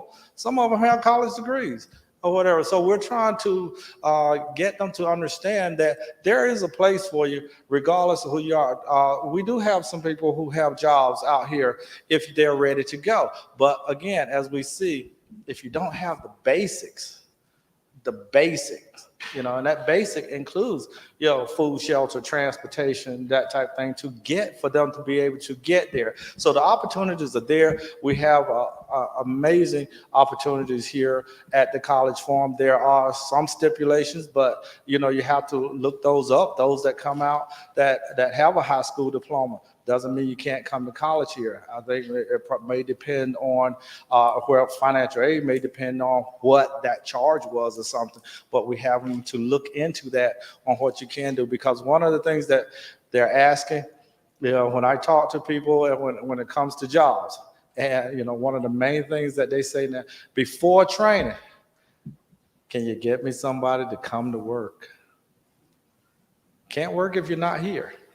So that's important, you know. So I go back to some of the classes that we have here that we want to begin to form a little bit more with our HRD program stuff and get people into these classes, and we're working on that now with the ReEntry program. So a lot of opportunities are here at Pitt Community College before, now, and of course after. You know, so tell people about it and let them know that there is opportunities here. If they need the training, this is what we do. Training and education is what we do. Thank you very much. All right, excellent.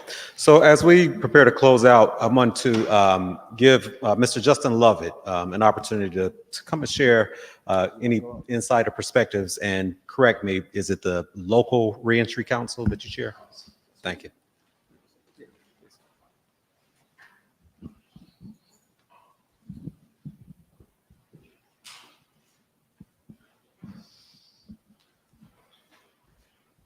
Good afternoon, everyone.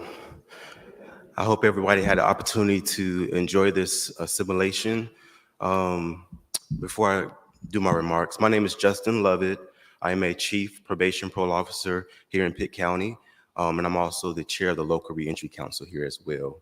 I would like to thank Pitt Community College for hosting this event.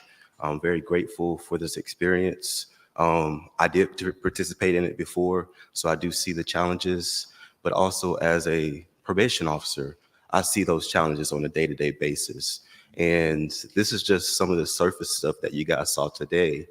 There are other factors and barriers and challenges that individuals face. some things that probably won't discuss, but mental health, substance abuse, dysfunctional families. So we have individuals placed on probation and they have to find housing for them and their children. So it's just so many different factors, so many different challenges that we can stay here all day and continue to talk about. But I want to challenge you all. I like to set goals. I like to write my thoughts out. I want you guys to go home, reflect on today, take notes on what you saw in your individual situation in the simulation. What was those challenges? Write those out. And then individually, how could you help that person? And then flip it on a professional aspect. You know, as a professional, as law enforcement, as service providers, how can we come together as a community and work on these situations? We do have the Pitt Community College ReEntry Center, and we have the local ReEntry Council here available for the community to be involved. So we meet quarterly.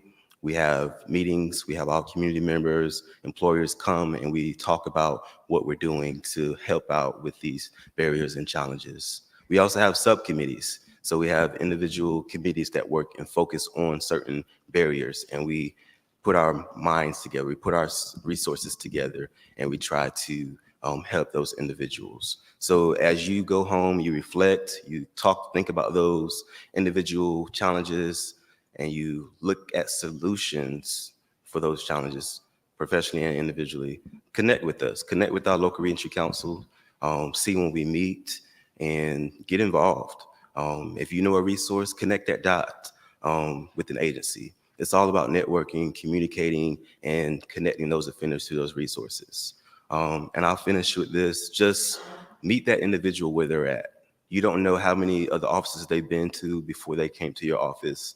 Just take a moment, how are you doing? And listen to them, see exactly where they're at, and take in what they're going through and how to connect them to that right resource. And just wish them well. We have to think positive. We have to motivate them, and we have to encourage them, because just like today, I saw a lot of people with frustration and they want to go back to jail. They want to go back to prison. I don't know how many times I've been called into a probation office and my officer tells me, "Well, Chief, they want to go back to prison. They want to just do their time." And I have to explain to that individual, we can't do that. You can't just serve your time.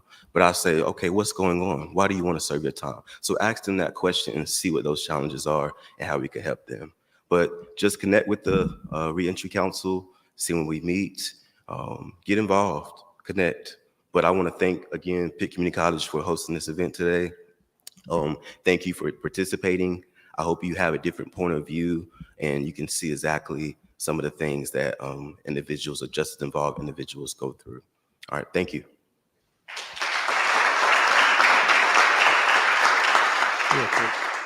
Real quick before I forget, guys, we do have, I want to thank our counselors that are here, because they are on the front line.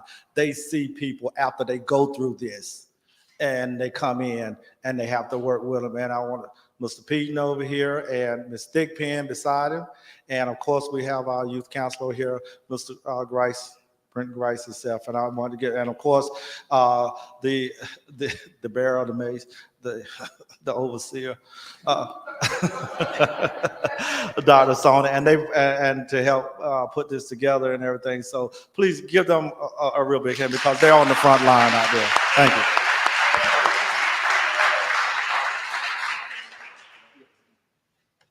Okay, and lastly, I want to thank you all for entertaining my humor and attempting to lead us through this chaos. I hope that it was an enjoyable and pleasant experience. Dr. Rouse, we'd like to invite you to the mic to give us closing remarks. And as he approaches the stage, I just want to share with you that, early on for me, not even as a professional, but just as a young man, it was always very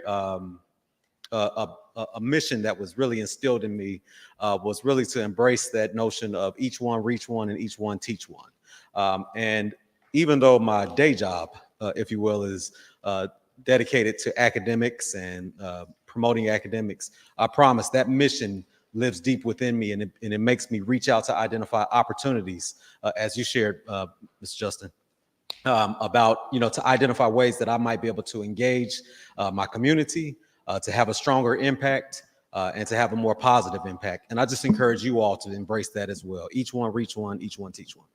Thank you.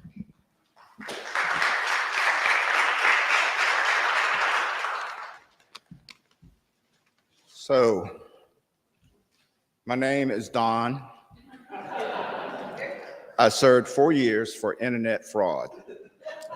When I came out, I couldn't get an ID card and subsequently was sent to jail for a second term. I had a friend who paid my bail and I decided to go straight. So today we played the simulation. It's all fun and games, but it's also frustration. I think everybody who went through it felt some frustration. I'll ask you, imagine if this was your real life, that you were trying to get help, you were trying to get food, clothing, that you were trying to go through social services. You were trying to do all the things they ask you to do, but those roadblocks were placed in your way.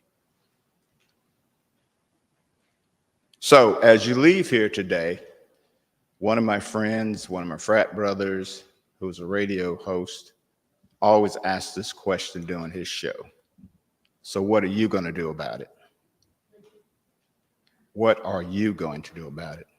Are you going to leave Pitt Community College, go home to your comfortable homes and say, oh, that was fun today, but I'm going back to my life? Or are you going to try to do something to make a change? We at Pitt Community College appreciate the local reentry council because you gave us an opportunity to work with this program. And we're trying to take it to the next level if we can, because we're serious about helping people in our community. Our motto is that we educate and empower people for success.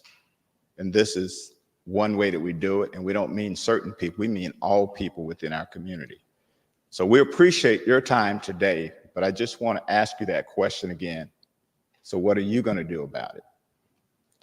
So I also want to say thank you to Mr. Johnson, Dr. Johnson, for being a great facilitator.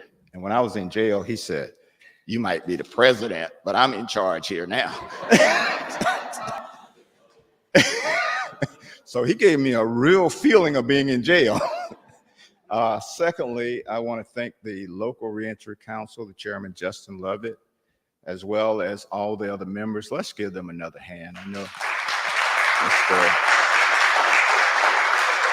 And believe me, they have been carrying out this work a long time. Mr. James Rhodes and others, they have been on this battlefield for quite a while. And I would be remiss if I didn't recognize Ms. Joyce Jones of Strive. Is she still here? She left, okay. But we have to recognize her because she did some of the work that got us to where we are. And we have to recognize those shoulders that we're standing on today. Also, I want to recognize my good colleague and friend, Dr. Ralph Sony. Don't let his quiet demeanor fool you. But he is taking the lead in this for us, and he's done a wonderful job. And let's give him a hand, please.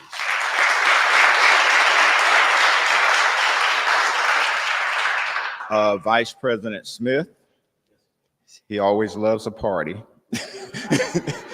But he was great in helping to facilitate this and to reach out to several different partners in the community. As Sheriff Dance said, we have an MOU with the detention center. We also have an MOU with our local DA. So we're trying to say, maybe we can help prevent some folks from going into the system, but those who go in for a short term, let's try to do something while they're in. And those who come out, let's see if we can help them change their lives so they don't have to go back. I also like to thank Mr. Ernest Lee. Thank you for this as well. All of you in the community know Ernest. He's all over the place. He does a lot of good work in the community, and we certainly appreciate the work that you do in helping to supervise this. I also have a couple other vice presidents in the room, and I'll ask you to stand and be recognized, please. Dr. Gould, VP Brown, Dr. Rawlinson, they're shy.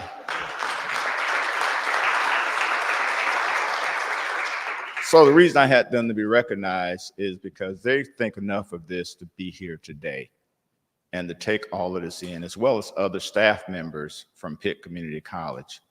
So we want everyone to have this experience that could. I want to thank Sheriff Dance for her partnership. Thank you for all the work that you do. And I'm going to close with this comment by Peter Drucker, who says the best way to create the future, the best way to predict the future is to create the future. And that's what we're hoping to do for a lot of the previously incarcerated individuals, is to create a brighter future for them. So with that, what are you going to do about it? Thank you.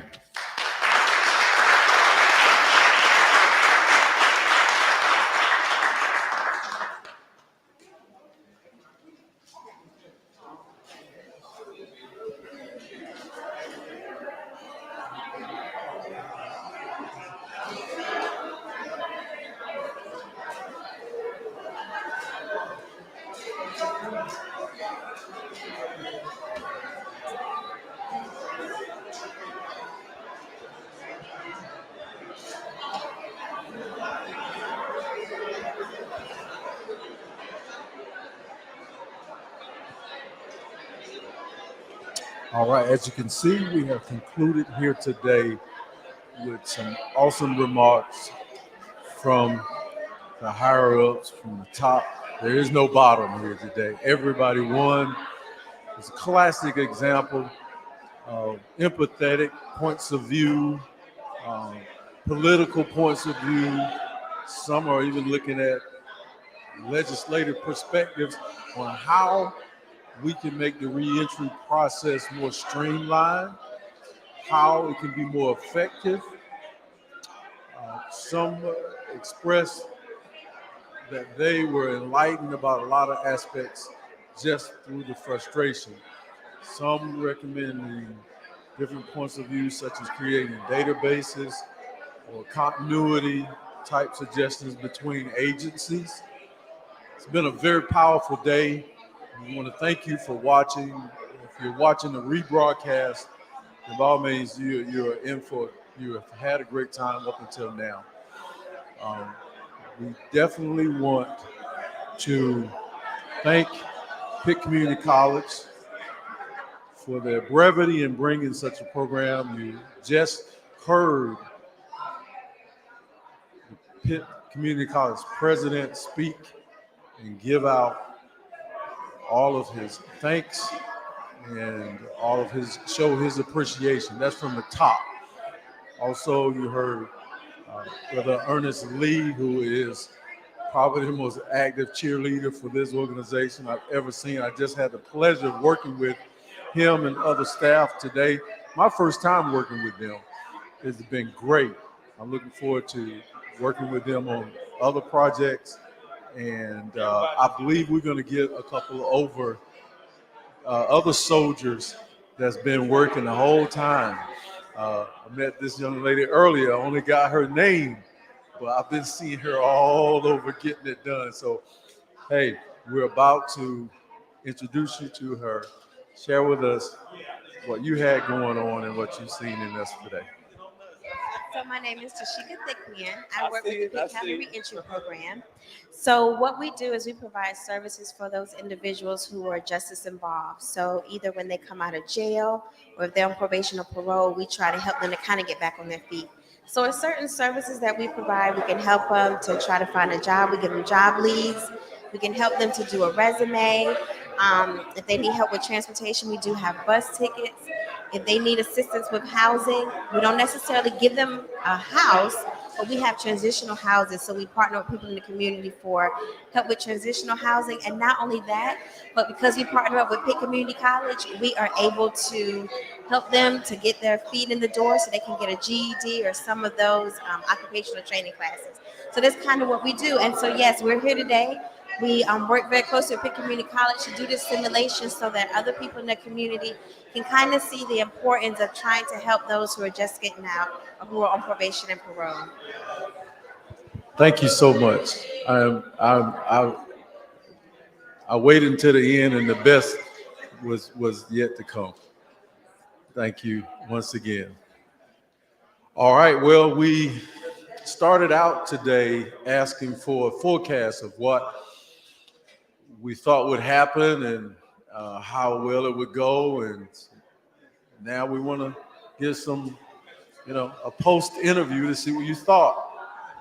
Well, I think this was absolutely fantastic. I mean, it looks like the participation was great, and it was great to participate, to learn a lot about what goes on with a person that's released from incarceration and what they go through. People got a kind of a set feeling of that frustration and things that go on and the turn down, the how we say no to them, and they're trying so hard and if they don't get it part of it right, before you know it, they're back in jail again. So we were excited about the program. We think that the community now kind of begin to understand a little bit better about what it's like to be released with nothing and trying to get something. So we just want the community to know and everybody to understand that even though the program is here at Pitt Community College, I require everybody in the community to help with saving all of these people that's been incarcerated, that come out with that second chance. And that second chance it could be you, or that second chance could be me. So we want to make sure that everybody gets a second chance. So that's why I solicit all these people so that they can go through this program and really understand what it's like. And we look forward to each and every one of them doing their part to help. And thank you all for being here, interviewing us, getting this information out, because we can't do it without you. We need you, and thanks for doing a great job. Thank you, sir. All right, ladies and gentlemen, I believe we have, come on up, Chief. All right. Gentleman here who has participated in a simulation before. Give us, some of the things that you think may have been different now or with this organization. What was your observation like, and how do you feel about what happened today? Yes, North Carolina Department of Public Safety held a ReEntry conference in April, and we had two different simulations going on with two different facilitators. Similar setup, but one of them had like a baby that was crying. So one person had one where they was carrying the baby around and kind of dealing with that. So that kind of gave that family situation, getting released from place of probation, when you have to deal with all these, needed resources and you have a kid. And they would do the random item each week of a situation or challenge that may come up. So it may say, go to the bank and pay your bills. But overall, I think it really does show a real life situation of what somebody is going through and the different barriers and challenges that they may face. Well, I do appreciate your insight and your input. From what I understand, you're a chairperson of the ReEntry Council in this area. Yes, Did I get that right? That's correct. Thank you for your work. Now, we all understand what this guy's tasked with doing, and we know who's responsible if there's any issues, but I'm sure you can contact him, and we need strong involvement and suggestions. Yes. If I start coaching, I'll say one thing: we need to utilize the resources that we have, no exceptions. If you need to contact the right people, then look, get in hot pursuit. Yes. Thank you, sir. Yes, thank I you. appreciate you. Have a wonderful rest of the day. You too. Young lady? Yes, definitely. And then we got, okay, she busy. She didn't even see me call. Come on, Mr. Bruce. I definitely want to talk to you. Sure enough. Ladies and gentlemen, you're going to dual mic here. Okay, ladies and gentlemen, we were not at an impasse. We were just at a moment where I guess the dialogue we were having called for someone with experience in the system to respond.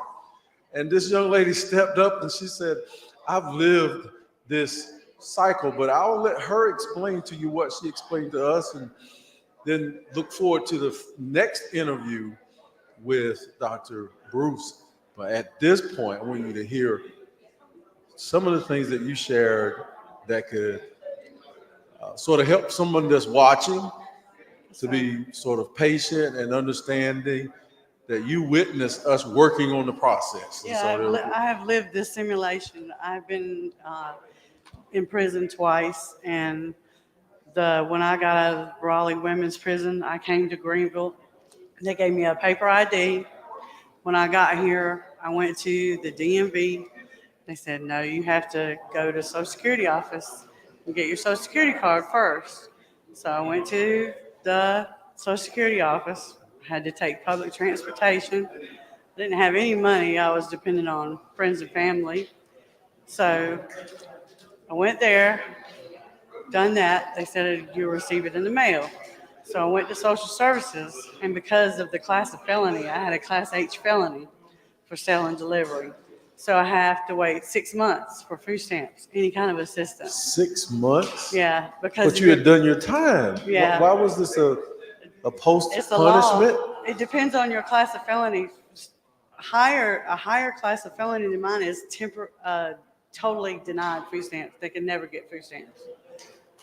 And I is a certain amount of time. It's on the website. You can look it up. But my class was H. I had to wait 6 months for any kind of assistance, even though I had served my time.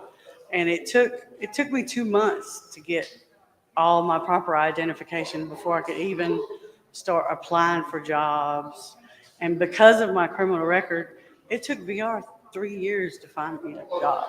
Because of my criminal record, I finally went to work at ECVC. ECVC helped me. And I went to work at recycling at ECVC. And after that, I started coming to school. I decided, I needed a GED. Maybe I could better my opportunity, instead of working in the garbage in the recycling plant. So I came to school at 45 and got my GED at Pitt. And I've graduated twice from Pitt. And I interned for Strive, and this is NC of Life. What? And Ralph Stoney got the J.R. Reynolds grant, and now I work for ReEntry for Look, them. You about to make And me cry. I go to ECU. I'm going to get my Bachelor in Social Work. Mr. Peden helped me get into ECU. You're ambitious. You're moving me beyond where I could probably stand up and chat with you. I'm so proud of you. Let me ask you this question. Did you see anything? Did anything happen today? What would be a report card? Do you see anything that would raise the awareness of the professionals in here to improve a system that you know firsthand just carried you for a roller coaster ride? The one thing that I think would improve anywhere would be the one-stop shop. For everything to be in one place, for the person to be able to get food stamps, Social Security, SSI, everything into one place. I had interviewed Bob Jones from the shelter, and he said that the advising of them was collaborating with that, but it never worked out. Now, my next interview, this is how I get work done as a coach. I'm going to ask my next interview, I'm going to ask that question. The one-stop shop, it would get help, that? because you got to have multiple bus passes to go to all these different places. And if you don't have no money, how are you going to get there? Social services, food stamps, Social Security office, DMV. The DMV, you can't even get there now for the bus. It's way out past where the fairgrounds is. I don't want to get you out of your brain space. I think we've had a great day, or headspace. Thank you for sharing what you have thus far. And I know you have more, and I can just encourage you. If Dr. I can do Lee it, or anybody can do it. That's right. And I want you to continue to help trying to improve the system. Yeah. Because if you don't speak and others out there don't speak up, they won't know. And I'm not saying I ain't been perfect, but I'm pressing forward. I'm impressed. I'm pressing forward, and I'm willing to help anybody. All right. Willing to help anybody. Well, thank you. Thank you so much. and hand the mic off to the gentleman behind you. Yes, sir. Thank you. The hardest working man in show business. All right. You were sweating up there, weren't you? It was a good day. I knew it was a good day. I'm proud of you. I'm happy that I actually saw reality here. To get, how did you do it? Let me stop rambling. How did you guys coordinate to get the level of participation from the professionals here in Pitt County? How did this happen? Well, actually, all the credit for that actually really has to go to Dr. Sony and to Mr. Lee for and their particular staffs for being able to corral that type of energy and synergy. It was a beautiful room when you think about it from the standpoint of the diversity of persons present, the type of input and feedback that was given, and then even the different varying levels of representation from across the county and the region even. So it was a phenomenal job, and I commend the Pitt Community College staff for being able to be the leaders in generating that type of commitment from the community. I saw you facilitating. You were trying to hold it on the road, man. There was a lot of heavy weight in here. A lot of energy, yes, sir.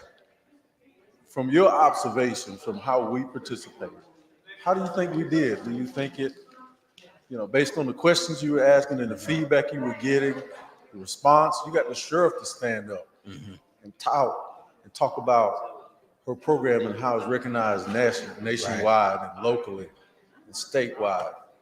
Did you see what you needed to see in this simulation? I think these type of things are always a great start. A great start. Dr. Rouse closed out with the question, essentially, what are you going to do now, moving forward? And that really ends up being the real telltale sign of how effective an effort like this really was. Now, as we think about again, I referenced the energy that was in the room, a lot of humor, a lot of feedback about the frustration that was experienced. And of course, this was in a simulation, and so, I said humor. So there was a lot of humor that was tied back to those references. However, you can actually juxtapose that humor that was communicated today with the reality of the frustrations and the challenges that folks face in real life when they being folks in society, those that have been recently released and are attempting to navigate real life once again. It looked like some of the participants were acting the way they had seen other people act in their office. Yeah, certainly. I saw several people, hey, you're holding up the line, or you already had your time. I don't know if they were playing. I think they seen that a lot in the frustration. It was easy for that young lady who you commissioned to be difficult. Right. You holding up my line. Right. Oh, I've seen that before. I've held up a line, okay? Yes. I just kept going on trying to get my needs met. Right. But she's like, yeah, you holding up my line, and basically you just came back for nothing. And I saw a lot of things that were reality, even in this simulation. Yeah, so I think that there's value on both sides of the participants and even the volunteers. So you ask about, what I identified as a success. I think that type of realization on both sides is really connected to success. When you have that type of connection, when you have that type of awareness that is brought out, and even a certain level of empathy that's demonstrated through that activity, and you can tell that was present by all the very heartfelt messages that came at the end. You were, I think this is likely my last question. You are, wow, I've read the narrative about you, the bio, very ambitious. What's next for you? What are you trying to achieve now? You're going to keep bettering and improving systems, or there's something new you're coming out with? Give us the 411 on what you're going to be doing next. Or are you just falling into a routine and you just going to bounce around? Definitely not that. Okay, what's next? Definitely not that. But I can't really. I call this chapter of my life Operation Compass Calibration. Because I really am trying to identify what is that next step. But what I can guarantee is that it's going to continue to be in the same path or the same type of vibe or flow that I have been experiencing. One of my favorite groups coming up, rap groups that is Poor Righteous Teachers. Well, I don't necessarily aspire to be poor, but I definitely aspire to be a righteous teacher and to have a righteous impact on the world around me. So whatever that next move is, I promise it'll have that type of energy connected with it. Thank you.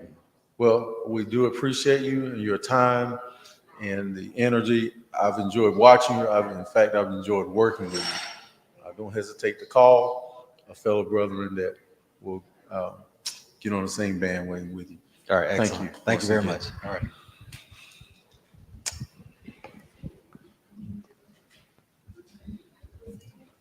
I don't think so. Oh, two more behind me. Oh, I thought we could. Wow. Dr. Bruce, he has got to make sure he introduces himself because we want to make sure. There it is. Give us your credentials, and you are actually the facilitator today. Go right ahead. Bruce Johnson, credentials. I serve as the Dean of Mathematics and Sciences at a community college in Charlotte, North Carolina. And your position here? And I served as the facilitator for today's reentry simulation. Thank you, sir. Thank you. Appreciate it. I didn't want to let him get away without you guys knowing. And plus, my director's like, okay, we're not sure if he introduced himself. And then that would have been on me. All right. Now, this gentleman here, his name has been spoken a couple of times today, but I'm going to speak less and let him talk more because what's in that mind of yours is what we saw today. This is probably in assignments that I've had. I've interviewed in law enforcement for years. I've interviewed in community interventions for years. This has been my most favorite assignment. So tell us who you are. That's number one. And what you saw here today, are you satisfied? Do you feel like it was effective? Give us your report, sir. Okay. So my name is Ralph Sony, and I serve as the coordinator for reentry programs for Pitt Community College. And today really did meet expectations. Whenever we do simulations like this, we understand how people walk out feeling. It touches the heart, it touches the emotion, and we're talking about something that is emotional, something that's real, something that's human. It's about other people, our brothers and sisters in particular, who are at a point where they're trying to do positive things with their lives, but the structure that we live in very often prevents or hinders them from moving forward. And so I think that it was a great opportunity for some of our leaders within the community to sort of understand and get a little taste about how frustrating it can be when you walk out of jail or prison and you're trying to do the right thing, but you don't have the support that you need in the community. The numbers you mentioned earlier, I believe Dr. Bruce may have mentioned them. The recidivism rate, are there any numbers that you can give us that give a measurement of this type of simulation? Do you have a lot of follow-up changes in organizations? They call you up, hey, we changed our policy here. We've made this process easier. Have you got any, I know this is a hard question, but not necessarily for you. Yeah. Have you got any reports that show progress in doing simulations like this? There's been some evidence that they do work, that people do go back to their places of work and they try to make some changes. As a matter of fact, there are a couple of people who just talked to me a minute ago, one being a faith-based leader who said, we really would like this to do it among our ministerial association in the county, because as somebody else mentioned, the church has a very important role to play. You can take somebody out of jail or prison, give them a job, give them a place to stay, but generally if there's a void in their life, that doesn't take care of it. So one of the things you can do for somebody who has a drug addiction, and there are a lot of people who come out who do, is that when they get jobs and money, guess what? This day and time, they end up dead or they end up being reincarcerated. So there has to be something a little bit more, and that's what we're sort of missing in this whole scheme of things right now. Okay. So yeah, I think it's going to work. Excellent. And then I'm one, I like to measure progress. I like to see excitement when, a program such as yours excites me so much. I try to tone it down and look at it and checking, measuring progress towards goal going forward. What's next for you and your organization? For the organization? So the Reentry Council, we're still looking for to help individuals who are coming out. We get a list of people who are being released from jails and prisons every month. And so it's never static. It's something that's really dynamic. And everybody from individuals who have been in for a short amount of time to people who are in their 50s, 60s, and 70s who've been in jail 30 years. And one of the projects we have is for females As a matter of fact, tonight, our women's group meets. But what a lot of people don't know is that when women come out of prison and jail, they have a harder time because in many cases, they're connected to family, they're connected to children. And so sometimes it's more difficult. There are fewer women going in, but sometimes it's more difficult for them to acclimate to being out because most of the services are geared toward males. People don't want to believe it, but most of our services for people who come out are geared toward young guys who are in their maybe 19 to early 20s, early 30s. And so we're looking at things from a standpoint of various populations of people who are coming out of jail. And imagine a guy who's 60, 65 years old coming out, been in for 30 years. Think about all the technology changes. We've had guys to cry because they didn't know how to use a cell phone. Because when they went in, that didn't exist. They don't know how to use a computer. And people talk about, hey, yeah, let's go apply for a job. Well, think about it. You go apply for a job, you have to be, to some extent, computer literate. And so there are a lot of people who are in pain in our very community, and they want to do better, and they're not because we don't want to realize that they have certain needs. You must have a huge referral base and a network with agencies built in the community. Is that true? Yeah, we do. We do. So, our main referral agency is probation and parole. But anybody say can. It again. Oh, okay. They refer to us. To you. Yeah. Yeah. You mean in terms of referring You out? referring people to others? Yeah. I was like, are you referring them back to the probation? No. Well, a lot of our referrals are for jobs. In this day and time, it's really substance abuse, like opioid treatment, those kinds of things. Yeah. So we work on referrals. So, well, thank you, sir, and we appreciate it. How do you want to be remembered? Well, look, I'm a retired college president. I've pretty much lived my professional life. I'm only here because this is a mission of mine. That's the only reason I'm here. And so that's how I want to be remembered, somebody who at least made some changes. Because like some of the guys said, everybody's had situations and family members who go in. And, it could be any of us who were young men or young women at one point. But the difference is we didn't get, called. So that one. You have that one. Thank you once again. Sure thing. Thank Enjoy working with you. Thank you, Mike. Okay. It's your tax Appreciate ID you. number. Yes. Yes, sir. All right, ladies and gentlemen, I believe we have one more interview, and he is speaking with a couple of participants in the area. Hang on, this is the conclusion to an extraordinary program. Thank you for being patient with me. Thank you for tolerating the humor, if you will. And I'm a bit excited. And so now, stepping up to the mic, ladies and gentlemen. Sir. Yes, sir. Doctor. Yes. I am overwhelmed.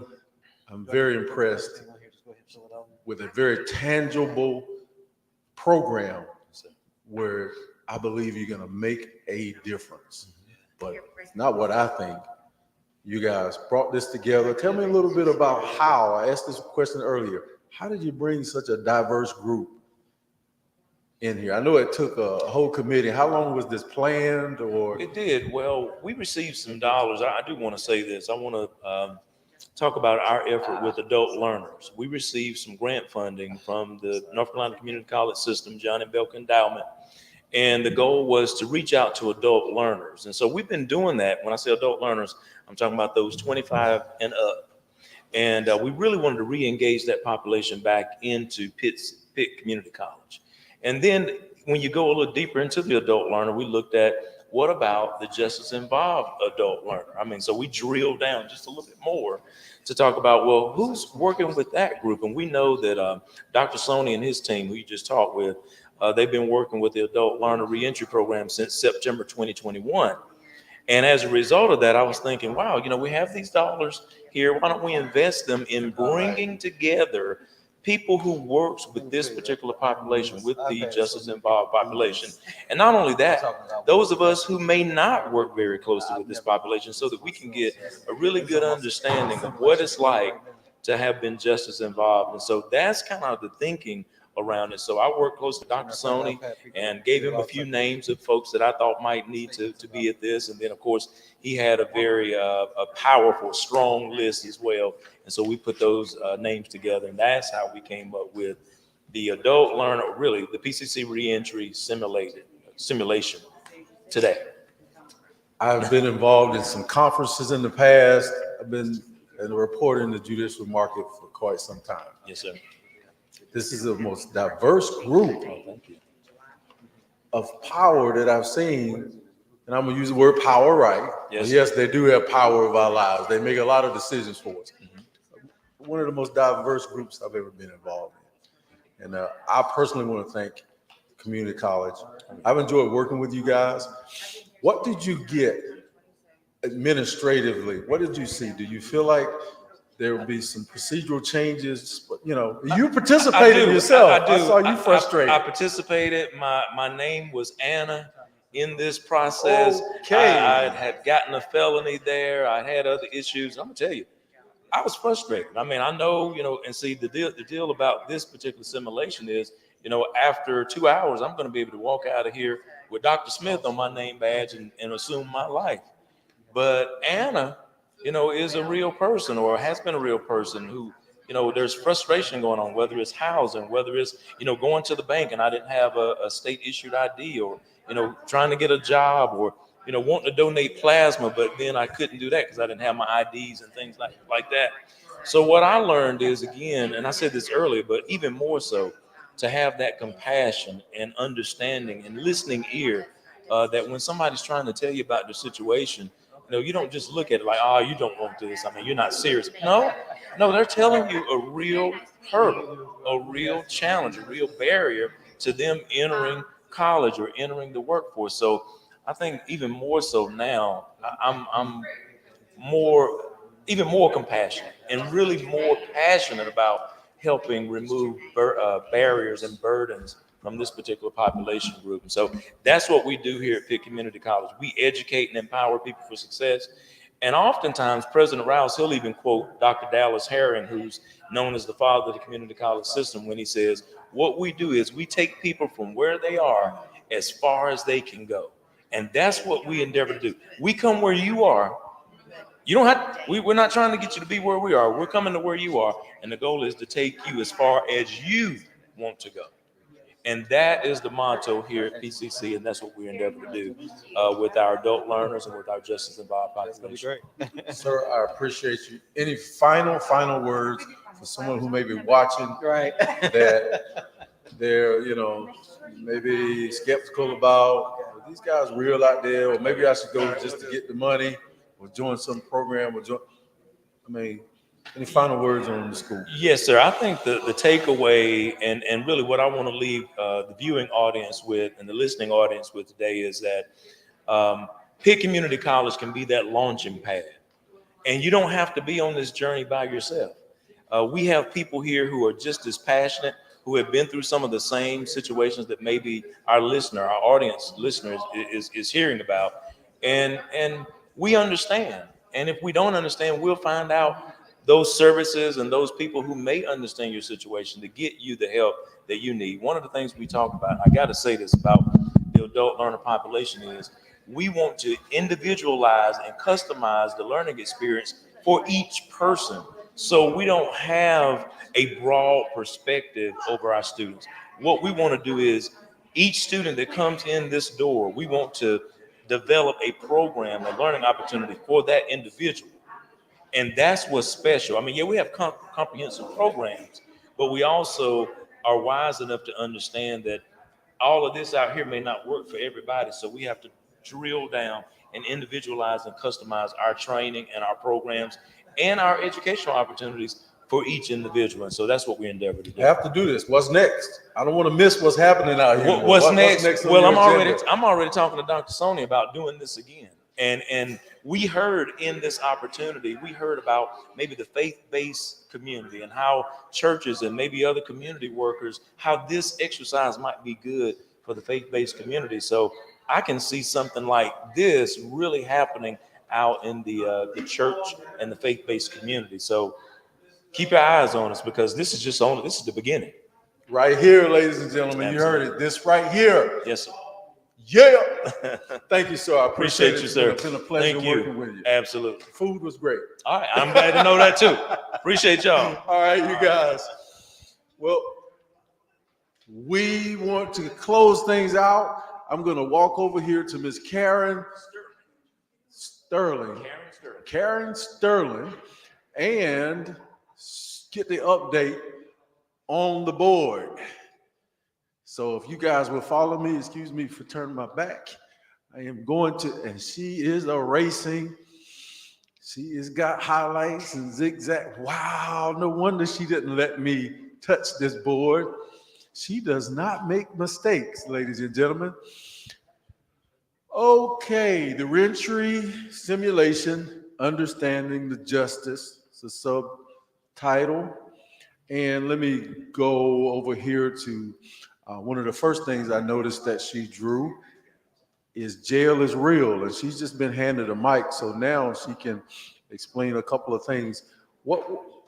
Share with us some of your points here that stood out most to you in this program. And how do you get this? Did you just listen, observe, and just try to illustrate what you heard? Yes, I think the most important thing is the deep listening. And then, so there's some synthesizing of what people say. Sometimes I'm shortening something a little bit, but I try to also get some good quotes in there.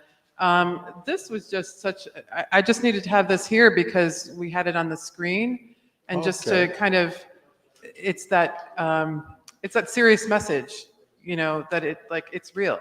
And these people are going back again and again and again unless we help them figure out how they can navigate through the system and get some things done to live better lives. Where's this going to be posted at? Is this going to be posted here on campus? You know what? That is a question for Dr. Johnny. It belongs to Pitt after this. I'm sure it'll be shared digitally. All right. Social. Would you like to read a couple of them, or you want me to have that? All right. Well, let's see what's interesting up here. Here's one that says the system must be made easier to navigate, and she's drawn a star, a compass symbol there.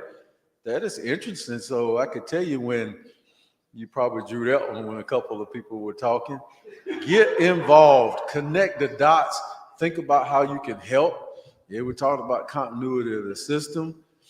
Let's see, it's hard to do it alone. Support is imperative. So yeah, that's the empathy was definitely represented in the room today. Right. That one was, I drew that after the woman spoke about helping her brother. And her brother, and she was talking about how having a family member is so important. As we saw through the simulation, so many people couldn't get from point A to B because there are roadblocks. And she felt like her brother, she continually supported him. She had to keep encouraging him. He needed it. And he got through, and he's a success story. But maybe if he didn't have such a good sister, he would not be a success story, is kind of what I took from it. So I think that the support is just one of the key things that we need to do for these people. How do we, so in chronological order, it goes from left to right as the day went on. So if I looked at each one, would it actually tell a story, or would it actually show me at what point we were in the exercise? Let's see, if weekends during a transaction, the transaction is over. Stop if. These are just so that people looking at it who weren't in the simulation would get some of the directions from the facilitator. So this explains the exercise. So 1 month of someone who's just been released, each 15 minutes was equal to 1 week. And then all the, the things that they had to keep in mind. So this one was important because if the 15 minutes is up and you're not finished with your transaction, oh, well, you need to start your next week, start doing that again. So I think it speaks to all the setbacks That's that like this a group Friday. is getting. Yeah. You're right. I didn't mean to run over your words at the end. That's like, it just hit me kind of hard. That's like a Friday, and either you just got paid, you got to put it in the bank or something, or you didn't get paid before Friday, and now everything that can is like a football. It didn't get kicked down the road. It got punted. Right. You can't get to the grocery store over the weekend. You didn't get paid, so now you're going to have to figure it out for the weekend until Monday comes, or or whatever. But yeah, that was why that kind of hit me as an important point. Got you. Volunteers told to make it difficult. Yeah, these were the volunteers at the station Okay. that were told to, not give anybody any extra help, just make it difficult like it really is. I didn't see nobody getting any extra help either. I saw a lot of people that were providers that seem to have had bad days. Yeah. And that, I think, would probably frustrate somebody that have not even been incarcerated in everyday life when you run into someone who's not doing well that day, or they're short, or they just feel like making things difficult. Right. Let me pick out another interesting one. Oh, we were just mentioning this. Churches need training so they can help more and get them together as a collective. We heard that verbalized. Right. And that's on the whiteboard now from the VP that just spoke.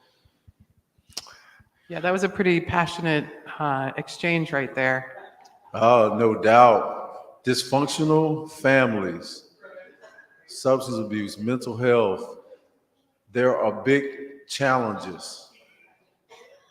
That was sort of a conclusion, because it's way over here to the end. Right. So I'm like, that was the gentleman that I forget his title, but he spoke at the end and said that these are, in addition to just the regular moving around the system kind of stuff, this kind of thing, that we also have a lot of these challenges in this group on top of just trying to get, to navigate. This right here reminds me of when we watch geography and we watch the scientists look through the caves and read the hieroglyphics and the writings and the symbols that are on the walls from whatever 1,000 years ago back. If they read this 100 years from now, this is a perfect example of what we were dealing with in the present, especially if they don't have social issues like this. We'll have them 100 years from now, 200 years from now. We don't have the same social issues. They'll be able to look at this and say, wow, they had to coach people. They had to coach churches. They had to sort of give directives. And, oh, wow, they just realized this about themselves. We watched a lot of film and we saw they were all off kilter. And so you are a historian. I am so impressed that you are artistic about it. Are you a cartoonist? Are you just doing things in animated form? Do you do this on computer and graphics and stuff as well? Well, I have done some explainer videos, illustrated some explainer videos. And my background before being a graphic recorder was I was a fine artist and did commissioned artwork. Oh, so, commissioned artwork, right. People's pets, their vacation home or I used to take pictures from people's vacations and put all the kids in them together because you can't get them all in a photograph together. So things like that. So do you teach here, or do you just commission to come here today to record this event?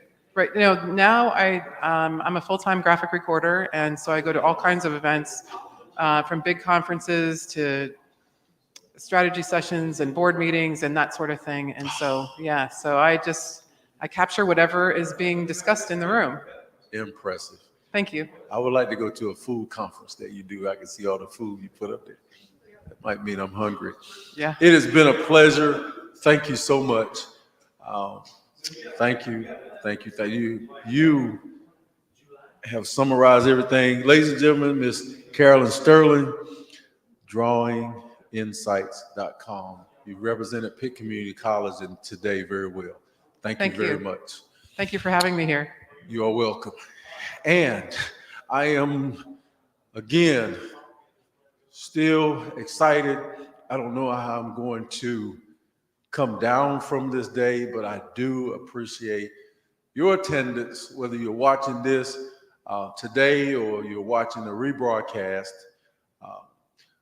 on one of the areas that will be rebroadcasting, or if it's been shared and you see it.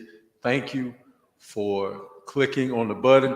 Put some feedback up there, if you will. You can talk about yours truly if you like. It's okay. I've had a great time, but you've truly had an experience recorded today. And my heart is indebted, and I believe everyone here, if they won't, energized, I believe that one particular person that might be waiting on you next, at your next stop, where you have to get your ID badge renewed, or where you have a challenge and you don't have all the documentation.